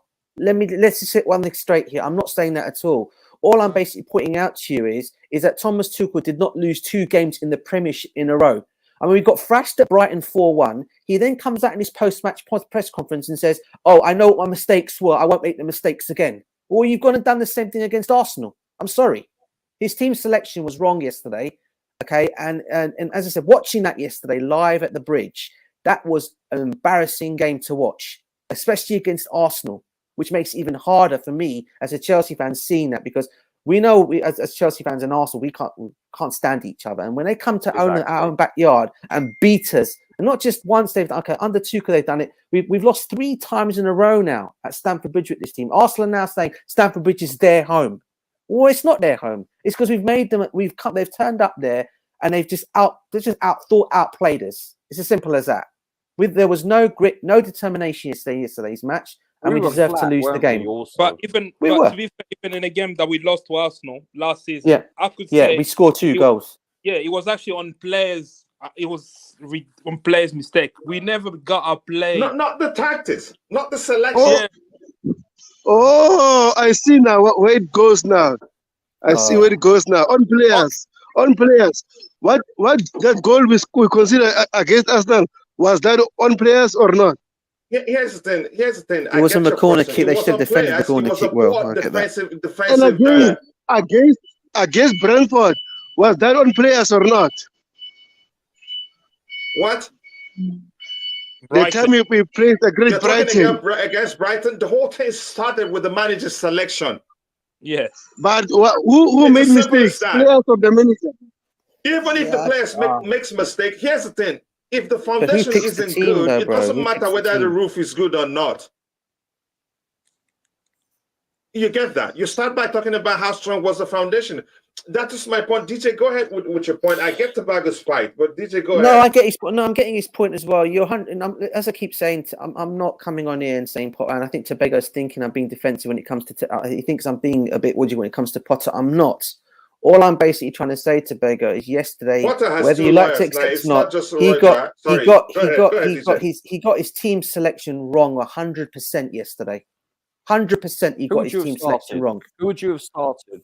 For me, look, I know you're saying, oh, there was not fit. I would have, in that midfield, right? Yeah, listen, people can go on about, oh, he got a. I don't remember seeing him having coming off the pitch injured. I would have started Zakaria yesterday. I'm sorry, in this game. Yeah, you got Gallagher. What about Gallagher? Gallagher as well. You got Gallagher as well. Oh, you want Gallagher to start and we slaughter him after the game? Let me finish. Why I said Zakaria, mate? You got someone up. You got Partey along. You got Partey in that midfield, and you got Loftus-Cheek and J5 up against this guy. Who's going to come out and win this game battle? It's going to be him all the way. Yeah, you have Zakaria in that team. I don't think he has that much joy. To me personally, that's one mistake he made and got wrong. Kovacic, even a half-fit Kovacic. A half-fit Kovacic. At the end, a half-fit Kovacic. Yeah. When he came on here, for me, right? Yeah, look, listen. When he came on, I thought he did a little bit of different. He did things differently when he came on. To be fair, and he brings energy to that midfield. That's something we were lacking yesterday. Yeah, we were lacking that yesterday, and Arsenal knew this, and they played on it. And look, that's good tacticians by them. They knew where we were weak. They got us on them and they beat us. But we gave it to them because of the selection that was played yesterday. And even I'm going to go back Pulisic. Pulisic should have maybe started this game yesterday, maybe. But again, he came on yesterday as well. He came on yesterday. I have to say he did come on yesterday. I think he had one challenge he got into, and I think he was out muscled off the ball, or he committed a foul. Sorry, he committed a foul when he came on, and led to a free kick. But again, you're not going to give him an opportunity or give him a chance to try. You're never going to know.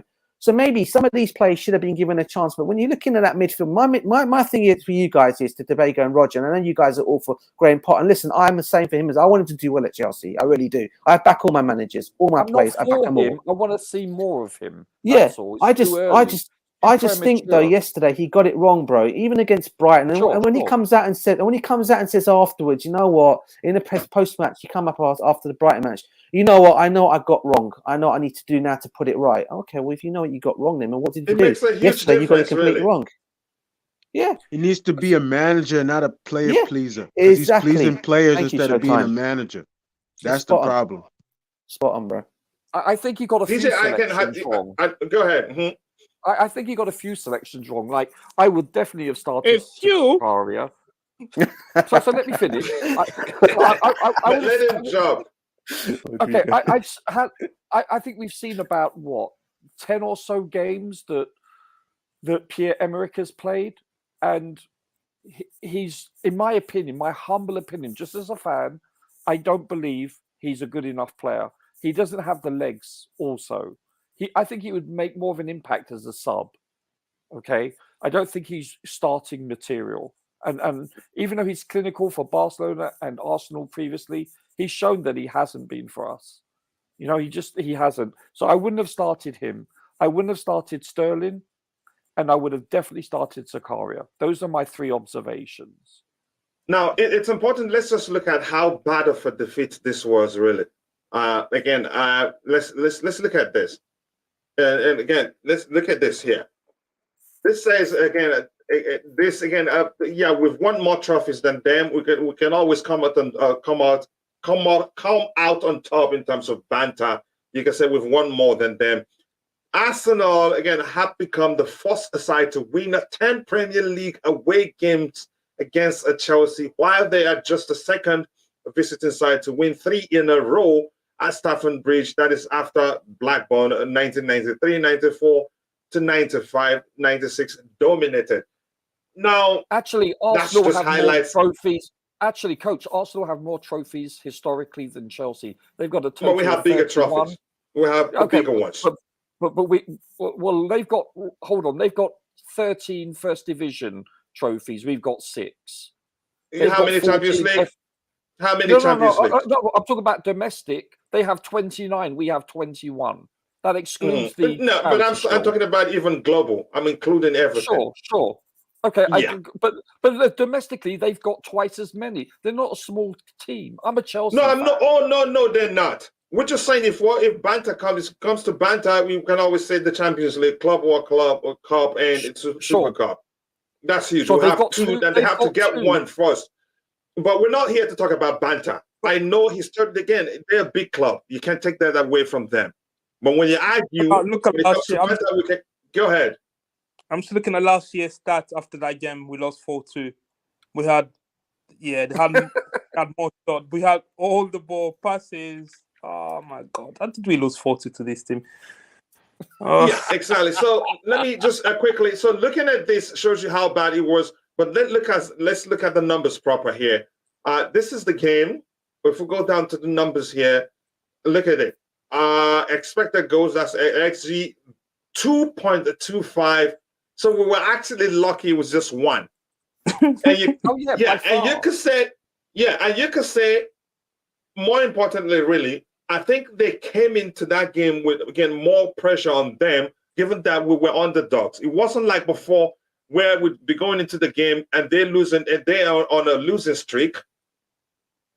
And again, the next game is us. They usually, and usually, whenever they beat us, something big happens to them. It's to them, again, it's a turning point for them, really. Even when they're on a losing streak, it has happened like 3 times in the past few years. When they're doing badly, the moment they get to us, they'll beat us, and their seasons, again, that sparks a good season for them. Look at this. 2.25. Again, they could have scored more. Total shots 14 to our 5. They actually that's like 9 more. They actually didn't play that well in the front 3. They actually weren't clinical. They didn't put their chances away. I understand they didn't put them away, but I'm just saying this shows you they could have scored even more. No, that's what I'm agreeing with you, coach. I'm agreeing with. That's what I'm saying. They weren't clinical. We could have lost by 3 or 4 easily. In fact, the goal they actually scored was our error. So I totally agree with you, coach. You're misinterpreting me. Look at the time we lost 1-0 to Arsenal when Jorginho made that mistake. Look at that game. We dominated them. Oh, my God. Yeah, we did. Guys, just give me a minute. I'll be back. Go ahead. We had 68%, 19 shots, 5 on target, corners, but we just lost 1-0 because Jorginho made 0 big chances. Big chances missed. 0. It shows what we have in the attack. It shows what this guy gave us. A weak midfield equals a weak defense. A weak midfield equals a weak attack. That's what he gave us. Also, you have to understand that I think our lack of forward pressing, as BT showed, they showed it. The people that broadcasted it in Britain, they showed a post-match analysis with Rio Ferdinand, Joe Cole, etc. They showed the fact that they dissected, they passed like a hot knife through butter. It's because we weren't pressing them. They had all the time on the ball, and it bypassed our midfield most of the time. It's because we went for exactly. You look at Pierre-Emerick; he was nowhere close to any of their defenders. If you have a look at us, they were man pressing up front. That's why Silva went long constantly. You're literally making a case against your client. Yeah, Roger. You're not by accepting Aubameyang shouldn't have started. No, I agree. I said that from the beginning. I don't believe he should have started. I don't believe he should ever start for us again. Demand that from the player, but this manager is scared of the players. How can this manager tell Sterling to press? He's scared of Sterling. To be honest with you guys, when the player has won more than the coach or the manager, you can't talk to him. Yeah, because pressing, you can't just say, because Tuchel was demanding counter press. He demand that from the player, but this manager is not from the player. So then they're just going to play because he's friendly with them. Because to be fair to you guys, Aubameyang had no service, guys. He had no service. Let's get one thing straight. If you look at the game yesterday, he got no service. No, I agree with that. What I'm talking about when we're out of possession, there's two faces of the game. When you have the ball, when you don't. So no, you did see players pressing, but they weren't pressing together. So most analysts have always said the success in pressing, like in rock and roll football for Liverpool, is they press simultaneously. They know what to do. And you can tell Kai Havertz went to press, Mount went to press, but you never saw a Sterling pressing at the same time or a Pierre-Emerick Aubameyang press. The manager is scared to demand that from the players. Because you don't know that. That's an assumption. Yeah, but why keep starting him then? Because we've seen this is not the first time I've noticed. I'm not sold on. So if the manager is demanding something and the player's not giving him, and you still play him, what does that tell you? About the manager, there you go. What does it tell you? It tells you that the manager has no say. Let's look at all the numbers. You're saying because he hasn't won anything. How does he have the authority to impart on something? But no. But you just made a statement that you don't know if the manager is telling them to press or not. But we're telling you, if he's telling them to do so, like Aubameyang, and he's not doing it, what does that tell you about what the the manager has to say? They don't care. They put this shoulder up and they put that shoulder up, and they don't jump. The players don't. Okay, because they're going to continue to play. They know that they're going to continue to start. If he's telling Aubameyang to press and Aubameyang is not pressing, what does that tell you? How does Aubameyang respect his manager? He doesn't. Perhaps. He's not doing what the manager's asking, but he's still playing. Perhaps. Here again, Mikhail says again, it was a bad day at the office. Potter tactics were not on point, nor was he able to change them in game in time to affect the change. That highlights my point of him reacting to the situation late. Again, I don't know why that happened, but we're coming to his behavior again on the bench. Again, we'll come to that in a bit. But just quickly, Roger, you wanted to say something? I nearly called you Potter again. Yeah, I know. You've done it several times. It's okay. I've been called worse. No, listen. I think a lot of the blame or partial blame should be attributed to Potter. Realistically, you have to be objective here. As I've said a million times, a coach/manager gets way too much credit for winning, way too much blame for losing. This is generally considered the case. Did he get things wrong? He, meaning Potter, yes, he did. Conversely, did the players not perform/execute? Yes, you can say the same for both. I believe it was a comprehensive failure across the board in so many ways. Forget the scoreline. The scoreline was very complimentary to Chelsea, in my opinion. The ironic thing was the fact that how they did score was actually not on them. It was just a poor comedy of errors on our behalf. And the times when they did deserve to score, they didn't. So we were quite fortuitous in that regard. Yeah, let me show you. You also have to say, though, and please don't berate me for this, but you take 3 or 4 of their top players away and you play with ours with no injuries, and would the same outcome be? Let me tell you something. I doubt it. We seem to argue that Arsenal don't have depth. What they have is the spirit, more importantly. We saw what happened the day again. Saka got injured. The kid that came in, didn't he score 2 goals? Yeah. It's about spirit, really, more importantly than how many players we have out. We didn't see the fight, except shoving. Do I think it's entirely, again, Potter's fault? No. But again, it look like he doesn't know this place too well. But again, when you see that it's not working, change things around. Don't wait too long. It has happened more than 4 times where I've seen him wait too long. Again, we could have considered 3 goals before he made chances against Aston Villa. And because to your point, yeah, this is what I'm scared of the rebuild, having a manager who's so far, right? We're only judging so far. He hasn't shown that he has the cojones to drop people. Because in a rebuild, I want him, because this is what people have been telling us. So I want him to say, right, he doesn't need Sterling, for example. He's not his player. He can get rid of him. He doesn't need Aspie because he's done. Get rid of him. Jorginho, get rid of them. But I don't feel like he has the authority to do that. So this rebuild is going to be long. So he's going to rebuild with the players that maybe he's going to be too nice to them. He needs to be ruthless now because he has the key to the mansion. He has to demand more from these players. And if he's not getting it, I hope this is a learning curve. He has to get rid of them. Otherwise, this rebuild is going to be a long rebuild. Because don't compare this to Arteta. Arteta came in and said, right, I don't like Aubameyang. He has to go. Pepe, Ozil, all these people, they're not part of my plan. He got rid of them. So you can give manager time, but the manager has to meet you halfway. He has to show that he rewards good performance game after game. And he's also ruthless when he sees a player dropping his level and get rid of them. But I feel like this manager is giving me the vibe of Avram Grant. He's too friendly. He's not ruthless enough at this level to do a rebuild with. Yes, even if you watch, agree. No matter what we say, even though it's a rebuild process. But again, during the rebuild process of Arsenal, you can still see the spirit from the players. You can still see the fight. They beat us during the rebuild process to win was it the FA Cup? Yeah. Yeah. Again, here's the thing. I think something is wrong. Let me just stick with it's the selection at this point, and I'm still spelling Potter out. I just only finished spelling Potter. The other word I'm going to spell may end up being put in or maybe out. But at this point, I just spelled his name. To me, I'm just watching what. I think your mind's made up. He wants Potter out. You want Potter out? No, not yet. I have to be honest. I'll speak my mind.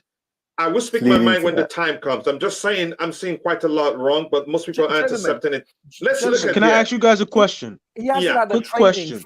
He hasn't had a pre-season, and he hasn't had a transfer window yet. When Thomas Tuchel didn't have a preseason. Yeah, Tuchel didn't have a preseason either. No, he didn't. He came in mid-season. Yeah, we were nice. If you want to make that argument, really. I didn't dispute that, but you know what though? Guess what? Those coaches, guess what? Had a full selection of squad. How many players were injured when Tuchel took over? Oh my gosh! And nobody's really going back to the injury against it's a factor, chaps. It's a factor. Roger, you're just making excuses for him. It's not excuses. As much as I know you agreed, he made a selection mistake, but you're fighting him. You're his lawyer, really. No, he made multiple selection errors. I concede that. I'm not disputing that. But you're comparing. So you want to compare apples to apples or oranges to oranges. It's like Reece James. He was playing when he had a good start. Reece James was playing for him. He was healthy. He had most of his current players like Rudiger, etc., all healthy. So you can't dispute that. Yeah, let's look at it again. We have. But then in Tuchel's second year, didn't we go down? Didn't we lose Chilwell and Reece James at one point? But we still managed to make third place. We did. And we weren't playing this bad, really. So, and we still made it to the FA Cup final. And we still made it to the semi-finals of the Champions League with Reece James and Chilwell hurt.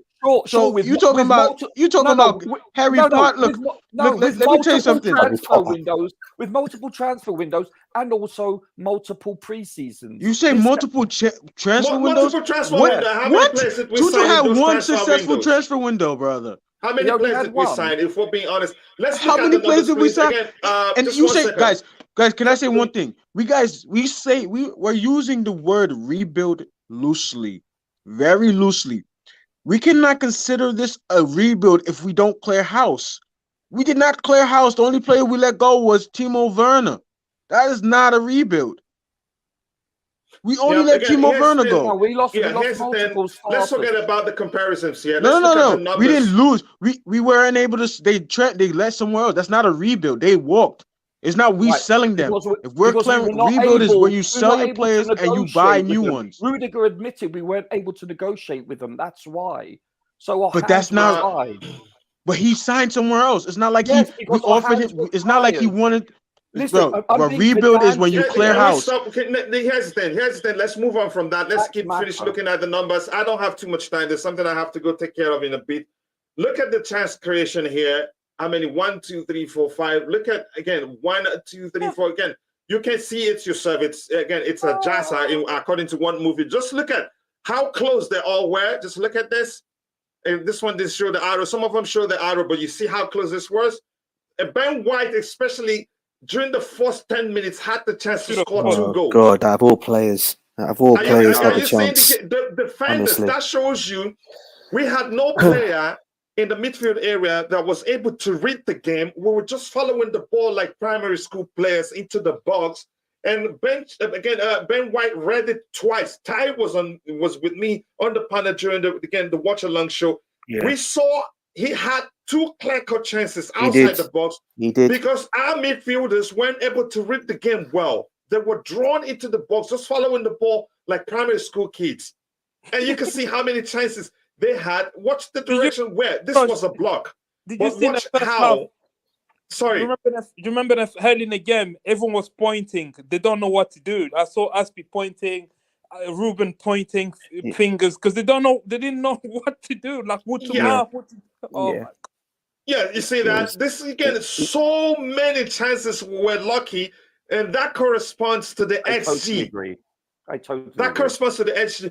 We were so bad, there's no need even actually comparing the managers. I agree with you, Roger. You know I agree with you. And again, if there's no debate, then the show wouldn't make any sort of sense. The truth remains, the manager is to blame. On the part of the players, you could say no spirit. He is.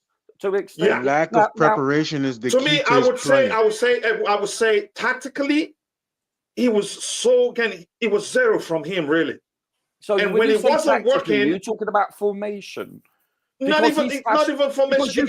You can say formation and application too, because the application comes down to him. Yeah, sure. Here's the thing. It took him time to even react to the situation. So, and if I Ruben come Loftus-Cheek came off at the 70th minute. Can you tell me why you your made cousin? 2 substitutions in the 64th also. Yeah, again, it wasn't 70 to 80. It was in the 64th. If you want to be pedantic and factual. When did Ruben Loftus-Cheek come off? No, let's not look at that. Roger, let's talk about this quickly. Roger, changes to the 70th, 80th. Roger, can you explain why I said Ruben Loftus-Cheek came off at the 70th minute. Initially. Please, let's talk. That's what I said. That's exactly what I said. That's what I said. Can we talk one by one? Showtime, can you hold on a bit? Roger, let me ask you this question since you're Potter's lawyer. As bad as we played during the first half, why did it take him so long? To make that change, the changes he made? And why did your cousin Sterling stay 90 minutes on the pitch? I cannot justify Sterling staying on the pitch or Aubameyang even starting. How about the fact, why did it take him so long to make the first change in this game? Not seeing enough to make change in the first half already? So you actually said the same thing a couple of matches ago when he actually made, I told you that, he actually made a correction in the 32nd minute when he changed formations. Now, you chaps compare, and listen, I believe he did make mistakes, but he made corrections at the 64th. Were they enough? Obviously not. Forget about the scoreline. The scoreline does us kindly. It's complimentary to us. I thought we were outplayed, and the XG I think sums that up. We weren't even in the ball game. And one thing you do need to criticize Potter for, which I don't think I've really heard, is the fact that I know American football is a bit different. It's more of a full contact sport, but I don't believe the players were, shall we say, they didn't show up. And if you listen to most professional former players, they say it's the responsibility of a coach to have your players or squad, however you want to term it, as showing up. And most of the players didn't show up. They looked flat. That's something you should address, that I think is warranted. Excuse me. So I think that's something you should actually, you look at people like Steve Nicol, who's won the defensive player of the, in fact, I think the first in the Premier League to win it. He's one of the best players ever for Liverpool. He said, he was a left back, wasn't he? Yeah, he also criticised. He's one of those ones as well. To be fair, Roger, he's one of the ones that puts Chelsea down to the max as Oh well. no, I know he does. But he's ESPN like, Sport, but I know he comes out sure. with his comments. Some of his things he does say is right, but between him and Craig Burley on that show, on those shows, Burley. oh my God, Yeah, it's honestly, horrible, isn't it? Yeah. and who would believe he used to play for Chelsea? And DJ, can I say this quickly? Yeah, can you please again handle the rest of the show? Talk about again the game, finalize it again. Let me go get ready. I had to go somewhere. When I come out, I'll shut down. Well, I'll set it in a way when you guys again are done, you can actually leave, no problem. But I'll leave the update window open. If that's okay with you. Thank you, Coach. Yeah. Okay. All right. Yeah, so you go ahead, please. Thank you. Yeah. Listen, I was just saying about Craig. Anyway, going off topic. Go on. Talk what you're talking about. Sorry, Roger, you were talking about I think Craig Burley is Craig Burley. I mean, Potter is I think responsible for the players not showing up. We looked flat. You know, only in sports can you say, yeah, I didn't show up for the game. You know, if you and I said that to our boss, we'd be fired for any other. Do you think they look flat because they played on Wednesday, so they were tired? Oh, you mean physical? No, I'm talking about. Well, I don't think so. They don't look up for it. Sorry, they don't look up for it. The players don't. No, look they did. They did. Yeah, they did look up for it. They did. They looked flat. This is a derby. This isn't when I'm about to say something. I don't mean it rudely, but we weren't exactly playing Yeovil Town. You know, we were playing a London rival, right? We were playing or Scunthorpe. We were playing a rival, a historic rival. But, and by the way, a team that's on top of the table. I feel like the manager energy sometimes also. Yeah. I see him crossing his arms, sitting there in the rain, just like. But I don't have a problem with that. You know, you have people like you have people like Mourinho, or you have people like Klopp that are so animated. You know that wears off over time. Yeah, I have no problem with a coach being, shall we say, placid, reserved, however you want to term it. I don't, as long as he gets the tactics correctly, you know, and as long as he coaches on the training field correctly. You know that. Yeah, we have managers like Mourinho and Carlo Ancelotti and Tuchel who will make changes right away when he doesn't see anything that he doesn't like. Sure. We have a Potter who makes changes late in the game and thinking that's going to have an impact. You can't bring players on at the 64th minute thinking that they're going to have an impact right away. It doesn't work like that. 64th minute is late. No, it's not. The average professional will say 64 between 55 and 65 minutes is acceptable. So it's not that late. He's made changes in the first half an hour of games this season, you know. So you can't say that. Now Tuchel, I would say, yeah. I mean, I prefer Tuchel over Potter. I'm a huge Tuchel fan, but he did make. He was quite obstinate, and he was quite renowned for making decisions rather belatedly, shall we say? So do you understand?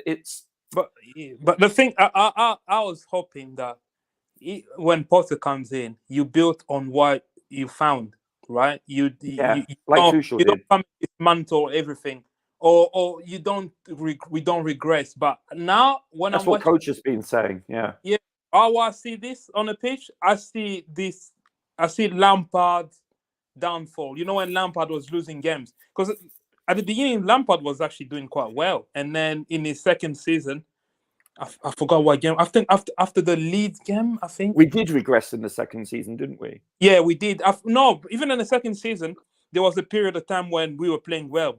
I remember the Newcastle game, the Burnley game. Those really stand-up performance. Even the it was just not consistent. Yeah, but after the Leeds game, when we lost to Everton 1-0, and then we lost to Wolves, and then things just unraveled from there. You could see the type of performance. No application, no structure. I remember there's a picture of a big donut. No one. So he lost that, and I feel like at this stage where we are now, he give me vibe. He give me those Fulham away 1-0. Don't you think this is? Don't you think this is early, rather premature though? Yeah, that's what I'm scared. I know it's early, but why is he give me the vibe? You know when we lost to Leicester? Yeah, I get it. We lost to Leicester in January 2021. We lost 2-0, and Leicester completely outplayed us. We looked like a team that had no clue. This game yesterday felt like that game. Sure. It felt like can I ask one question? Do you think Potter's here this time next year? Personally, right. I'll be honest. Yeah, me Yeah, personally, of course. I wouldn't have given him. I wouldn't have given him the job. I would have waited. I know it. Well, yeah, we know Bolly that. doesn't like. Bolly didn't like Tuchel. Fair enough. Get rid Yeah. of Tuchel. But I always say, give someone an interim job. Maybe a first team coach from the academy. I'm going to use the F word. Sorry. And then Okay. wait till Yeah. after the World Cup, because I believe after the World Cup, a lot of top managers are with the national teams, which is funny Sure. because usually it's the other way around. Like you have the Spain manager, the German manager. These are managers that I admire a lot, or even the Yeah. Zidane. You could have waited that, but obviously Bolly didn't want to wait. But I feel like he made a mistake hiring him so quickly and pay Brighton so much money. So to But say, do you think he's here next year, though? it will be next year because Bolly is going to double down. Yeah. He has to double down, or whoever made the decision. Because Unless we're relegated. Yeah, unless we're Oh, man, relegated. oh, I'm God, just please. joking. Boy, So- imagine. Oh, man, no. You know Oh. what? You gave me vibes and you mentioned Scunthorpe, but back in the day, we used to lose to them in the cup games, mate. Do you remember them games, those losses back in the day, and Roger? Wigan. I remember Oh, we lost to my God. Wigan. 1-0. Back in the day. When it was a mud pitch. I remember. I was Oh, like, man. 10. Yeah, So embarrassing. okay, can I ask one other question quickly? Do you think playing with the back four yesterday was the right idea? Yes, personally, I Yeah, think so do I. Yeah. the back four actually played well. The only positive I take from the game is our defense. Well, apart from the corner. Apart from the corner. Yeah. Oh, yeah. And the And corner we were a bit fortuitous, you must admit, that they weren't Yeah. exactly clinical. I mean, No. that scoreline that kind of complimented us because I thought we were yeah. played off the park. Yeah. I Uh, mean, 100% we were. Jesus should have scored. I mean, he's not clinical either. I would have loved to have seen Zakaria play, Pulisic play, and Broja play. This is what I said as well, because we saw how Zakaria played in midweek, right? And people go on about saying, "Oh, he had a slight injury." Well, when in his interview afterwards, he came out and said, "No, he was feeling fine. There was nothing. He was feeling nothing." And I thought, you know what? I thought, him up against Partey in that midfield. Partey would have not had an easy game like he did yesterday because he was going through our midfield like our midfielders were not even there.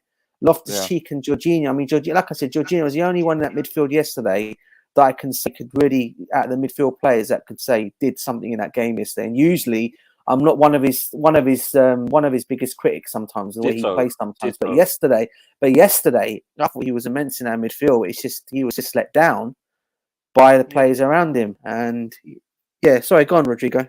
You're going to say something? No, I agree with you. I feel like the formation. I don't have much issue with the way line up. I mean, the formation on the pitch, because I feel like we had to match Arsenal numbers in midfield, because what Arsenal have done, you saw that a lot with Zinchenko joining in midfield and creating an overload. What we didn't take advantage of, again, this is where Sterling come in. Sterling didn't win his 1v1 battle with Zinchenko. He didn't force Zinchenko wide enough. So this is where you got someone like, oh my God, you got someone like Pulisic on the bench who's more direct, who enjoys running into the channel.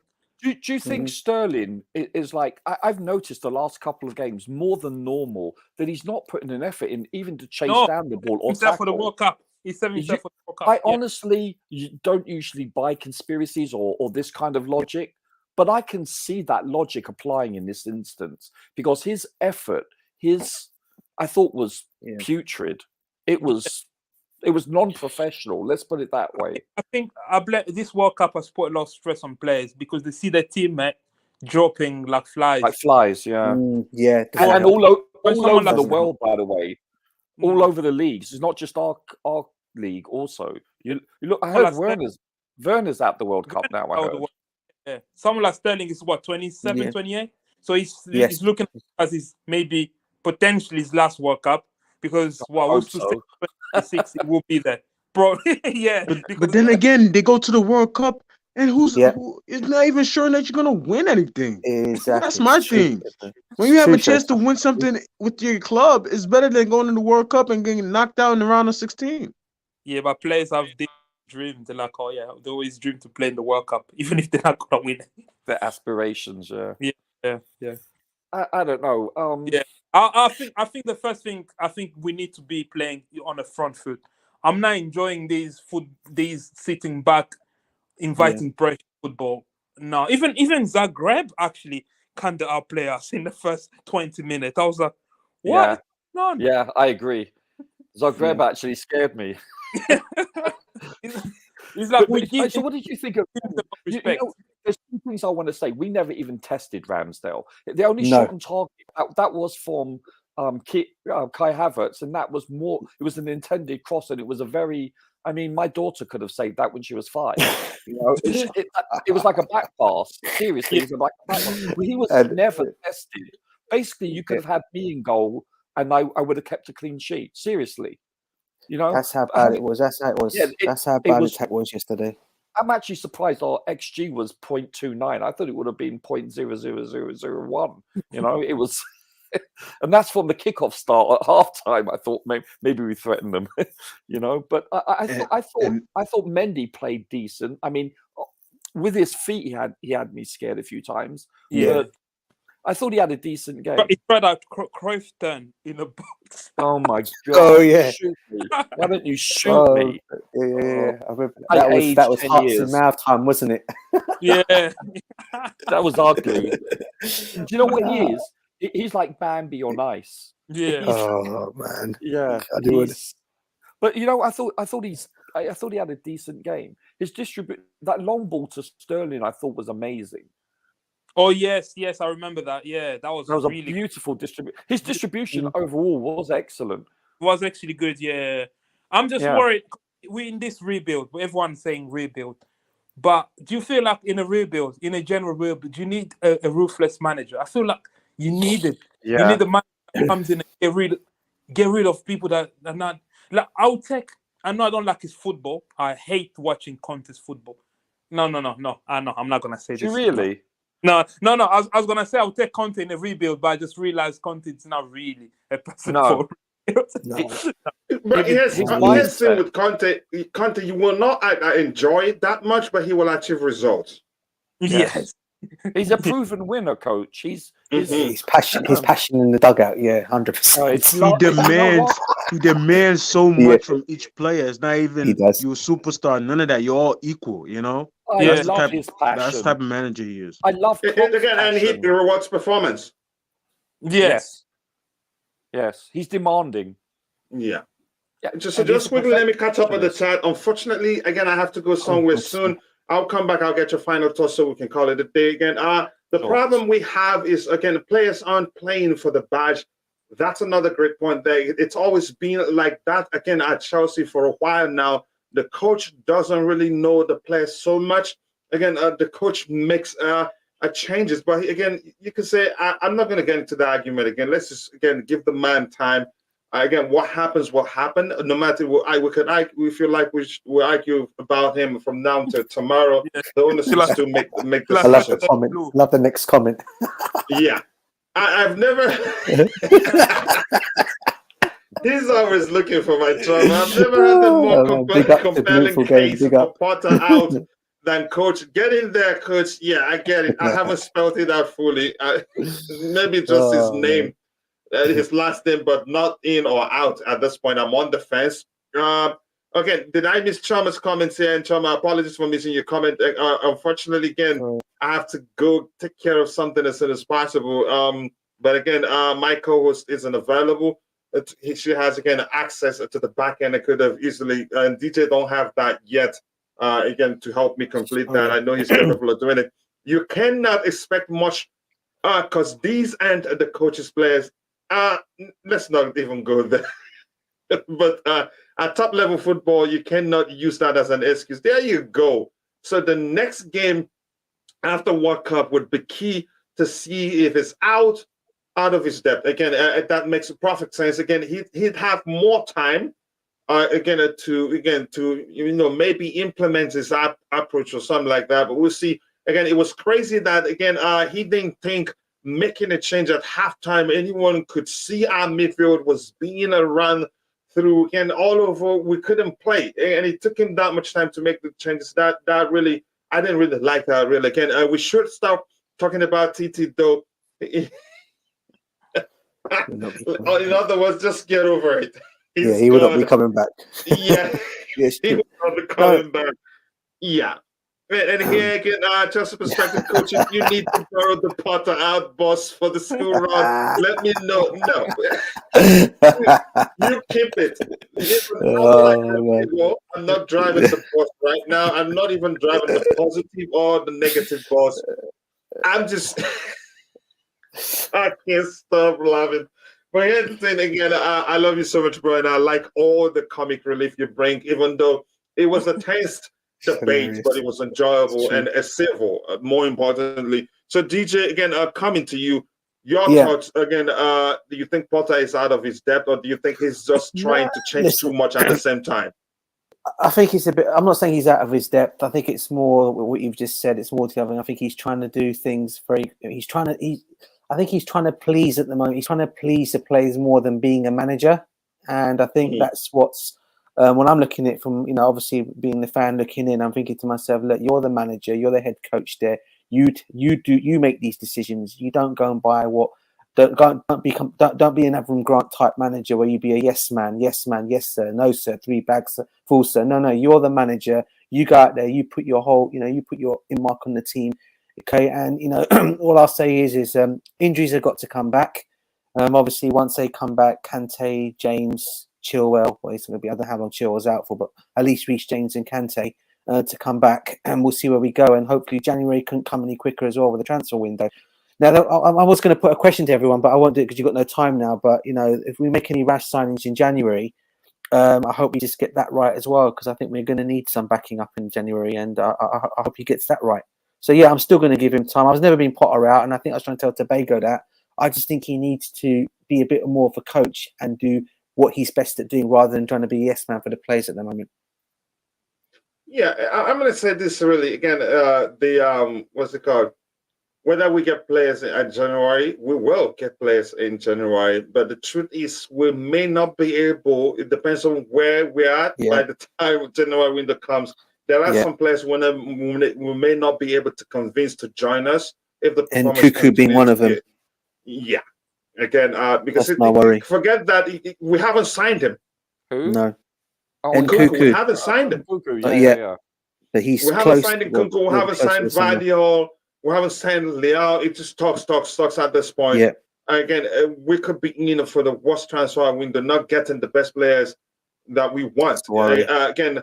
To you, how about you, Showtime? Your thoughts overall? Do you think he's out of his depth? Again, if you make the argument that he hasn't won anything, but he has to start somewhere. And actually, he has won something, but maybe not with a club like Chelsea. But go ahead, your thoughts. Yeah, I don't really know. I can't really look. For me, it all depends on what's next for us. We got the City game, we have Newcastle, we got World Cup. So what can if he can wave his magic wand, whatever he can say to make this team start producing.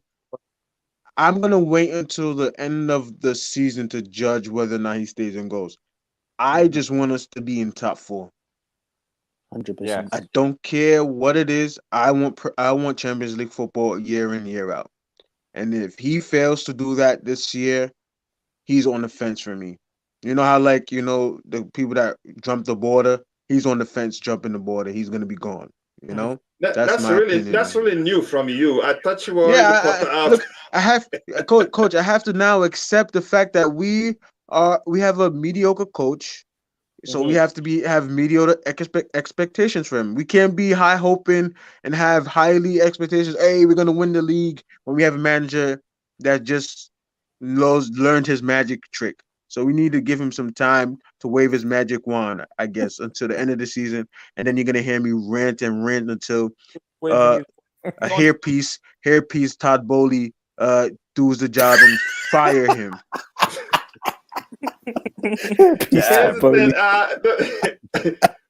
Just quickly, I shared the link to a new series I started. The series is about, again, the trophy cabinet of former Chelsea players. Again, none of them lasts more than a minute. I think the most is 59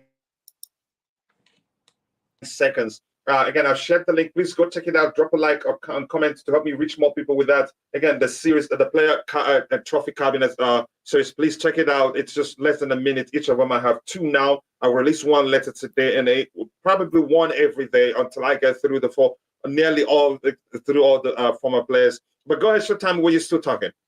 No, that's it. I mean, that's it. We'll see. And again, I look forward to having you again, bro. It's been a brilliant debate, very enjoyable, and I love it. Again, Rodrigo, your thoughts. I know you don't drive the bus. Again, to you, you just have to be objective this time. Your boss only can start your panic boss business during the transfer window. But your thoughts? Do you think he's out of his depth? And I'm surprised if you say otherwise. I'll be more blunt. Yeah, he's out of his depth. Yeah. He's definitely out. He's definitely out. He's scared of the players. He's scared to drop players. Oh, someone's checking it. I don't know what. I know at short time. I don't know what magic ones you want to see. He's not waving any magic ones here because the players are not listening to him. I feel like so far the players obviously they haven't down tools yet, so he can still salvage something. But it will get to a point where the players just getting confused and they will just gang up on him. And so that's why he's still a crowd pleaser. So he's trying to please the big ego. But what's going to happen? He's going to have gang of players that maybe are lesser personality in the changing room that will gang up on him. And when he gets to that level, I think it's time to go. But he's not going to go because Todd Bowley has to justify to the other members in the consortium. The consult. Don't worry about it. Just say the group. Yeah, that's the magic working in. It's blocking my word now. The Harry Potter. Yeah.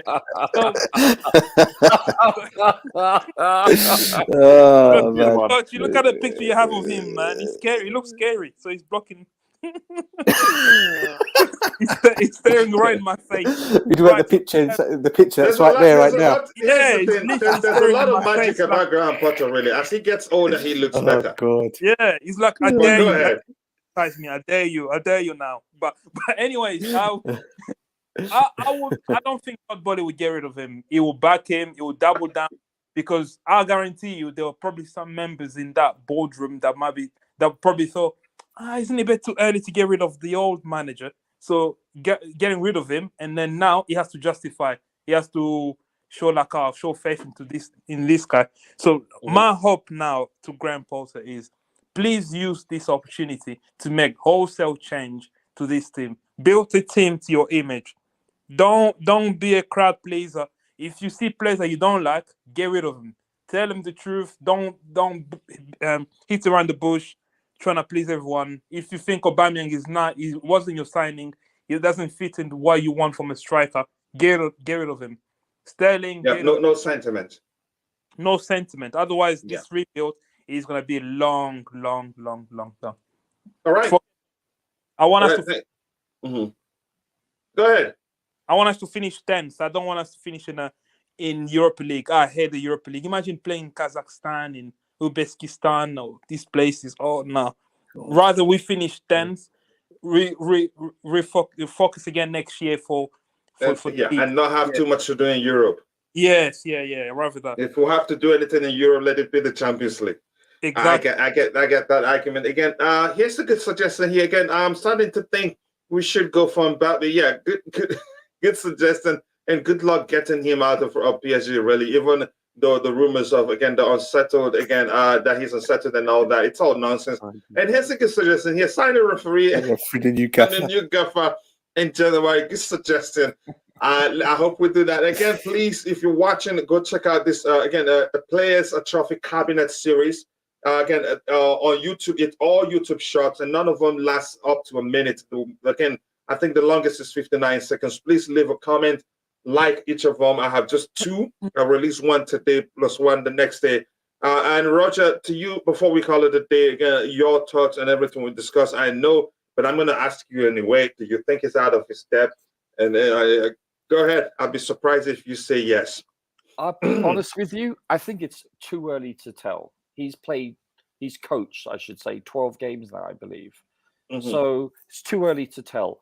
A lot of people in the last 10, 15 minutes have been saying that if he's trying to please players, if that's the case, then he needs to go, because you can't coach that way.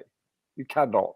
You have to implement with your director of football or whomever, you have to come to a football philosophy and adhere to it and progress as such. Whether that be certain formations or player selections, you have to believe in your own philosophy. And I believe he's done that until now. And if that hasn't been the case, then he's not going to last long and he will lose the locker room. So I hope that's not the case. The biggest thing that could lead to him losing the locker room is not rewarding performance. But go ahead. Yeah, exactly. That's my next point. Is I cannot justify him currently choosing Sterling week in, week out, and the same with Pierre-Emerick. For me, watching the games twice, at the very least twice each game, I don't see the justification of them starting. I understand he's playing certain players out of position, what have you, and he's, shall we say, experimenting, for a lack of a better term. I understand that. That's totally fine. But there's certain players that I don't believe are worthy of starting positions and maybe better off coming off the bench, like super subs, whatever you want to term it. Now, if he is playing starting players based on then not on performance, then that's a serious issue, and I don't believe I cannot justify that. I cannot, and I can't. But then you tell him you can't defend him anymore.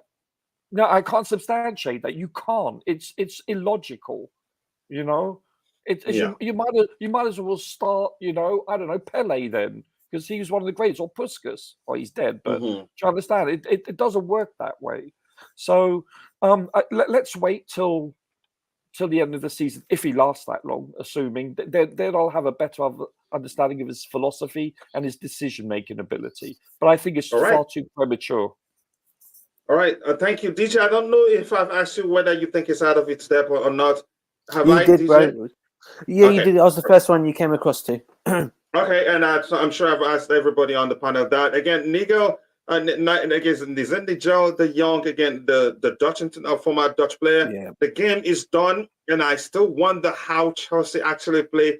This Chelsea has no DNA, no philosophy, no energy, no belief.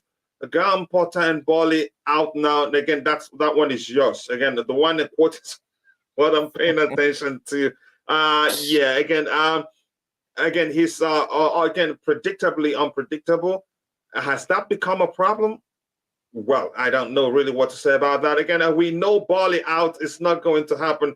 Yeah, if you like, again, go climb the tallest building and land from there to the ground. It's not going to make him. Again, it's not going to work. That's never going to happen. So with that, I want to say thank you to the queen of the house, the beautiful game, Mason Gotte, Liam Lane, again, everybody, the captain of the house, and all the people on the panel. Again, I cannot thank you guys enough. It's been a brilliant show. Again, and thank you for 35 likes. Again, even though we can do better than that, most important thing is that, again, we can where our arguments were very objective. Nobody, again, is making presenting their argument based on their emotions. Again, overall, I want to say thank you to all my friends and brothers on the panel. I hope to see you guys next time. It's been a brilliant show. Thank you so much. God bless us all, and Cheers. bye. Cheers. Big up, everyone. Cheers.